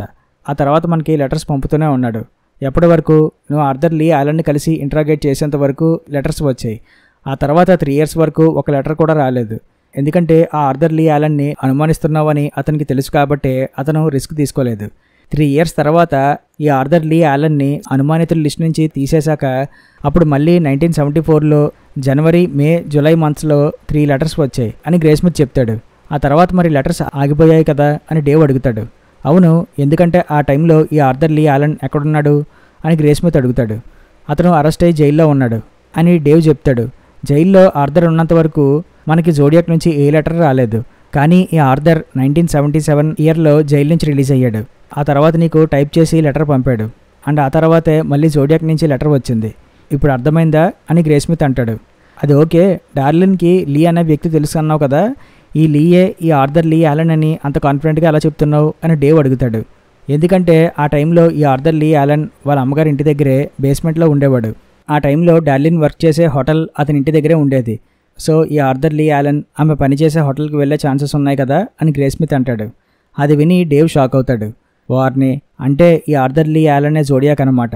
కానీ మనం అది ప్రూవ్ చేయలేం. ఇప్పుడు మన దగ్గరున్న ఎవిడెన్స్లు ఏవీ కూడా కోర్టుకి సరిపోవు, కాబట్టి ఇంక మనం ఏం చేయలేం అని డేవ్ అంటాడు. ప్రూవ్ చేయలేనంత మాత్రాన ఈ నిజం అబద్ధం అయిపోదు కదా అని గ్రేస్మిత్ అంటాడు. సో ఇంకా ఈ జోడియాక్ కేసులో వీళ్ళు అనుకున్న ఆ ఆర్థర్ లీ యాలెనే జోడియాక్ అని వీళ్ళకి తెలిసినా డేవ్ వాళ్ళు ప్రూవ్ చేయలేరు కాబట్టి వాళ్ళిద్దరూ కూడా ఇంక ఈ కేసును వదిలేస్తారు. తర్వాత గ్రేస్మిత్ ఈ ఆర్థర్ వర్క్ చేసే షాప్కి వెళ్ళి ఆర్థర్ వంక చూస్తాడు. ఒకసారి తన వైఫ్తో అంటాడు కదా, ఈ జోడియాక్ని నేను చూడాలి, చూస్తే చాలు వాడు జోడియాకా కదా కనిపెట్టేస్తా అని. అందుకే గ్రే స్మిత్ ఆర్థర్ లీ యాలన్ని చూస్తాడు. చూసి ఏం మాట్లాడకుండా వెళ్ళిపోతాడు. తర్వాత గ్రే స్మిత్ తను రాసిన ఆ జోడియాక్ బుక్లో ఈ విషయాలన్నీ చెప్తాడు. ఇదంతా జరిగిన 7.5 years తర్వాత గ్రే స్మిత్ రాసిన జోడియాక్ బుక్ మంచిగా ఫేమస్ అవుతుంది. అండ్ ఒక ఎయిర్పోర్ట్ దగ్గర అప్పట్లో కార్ అటాక్లో బ్రతికిపోయిన మైకెల్ని ఇప్పుడు ఒక ఆఫీసర్ కలుసుకొని అతన్ని ఇంట్రాగేట్ చేస్తాడు. ఈ మైకెల్ ఒక్కడే జోడియాక్ ఫేస్ని చూసింది. అతనికి కొన్ని ఫొటోస్ చూపించి అందులో జోడియాక్ ఎవరో చెప్పమంటాడు. ఆ ఫోటోలో ఆర్థర్ లీ యాలన్ కూడా ఉంటాడు. మైకెల్ ఆ ఆర్థర్ ఫోటో చూసి ఇతనే జోడియాక్ అని చెప్తాడు. ఇతని ఫేస్ చూసి మళ్ళీ ఇప్పటికి 22 years అయ్యింది, ఇతనే నన్ను షూట్ చేసింది అని మైకెల్ చెప్తాడు. అక్కడితో ఈ మూవీ ఎండ్ అవుతుంది. సో మైకెల్ ఈ ఆర్థర్ లీ యాలన్ని గుర్తుపట్టడంతో పోలీసులు ఆర్థర్ని ఇంట్రాగేట్ చేద్దాం అనుకుంటారు. కానీ అప్పటికే ఆ ఆర్థర్ లీ యాలన్ హార్ట్ అటాక్తో చనిపోతాడు. అక్కడితో ఆ జోడియాక్ కేసు ఎండ్ అవుతుంది. గ్రే స్మిత్ తన ఫ్యామిలీతో హ్యాపీగా ఉంటాడు. అండ్ అలాగే ఆ ఆర్థర్ చనిపోయాక గ్రే స్మిత్కి ఎలాంటి అనుమానాస్పద ఫోన్ కాల్స్ రాలేదని చెప్తాడు. అక్కడితో ఈ మూవీ ఎండ్ అవుతుంది. అది zodiac movie story. I hope ఈ మూవీ నేను మీకు క్లియర్గా ఎక్స్ప్లెయిన్ చేశానని అనుకుంటున్నా. మీకు కనుక నా ఎక్స్ప్లెనేషన్ నచ్చితే కంపల్సరీ వీడియోని లైక్ చేయండి. అలాగే వీడియోని అంతకీ షేర్ చేయండి. మరిన్ని ఇంట్రెస్టింగ్ మూవీస్ కోసం మన ఛానల్ని సబ్స్క్రైబ్ చేయండి. మరొక ఇంట్రెస్టింగ్ మూవీతో మళ్ళీ కలుస్తాను. Thank you.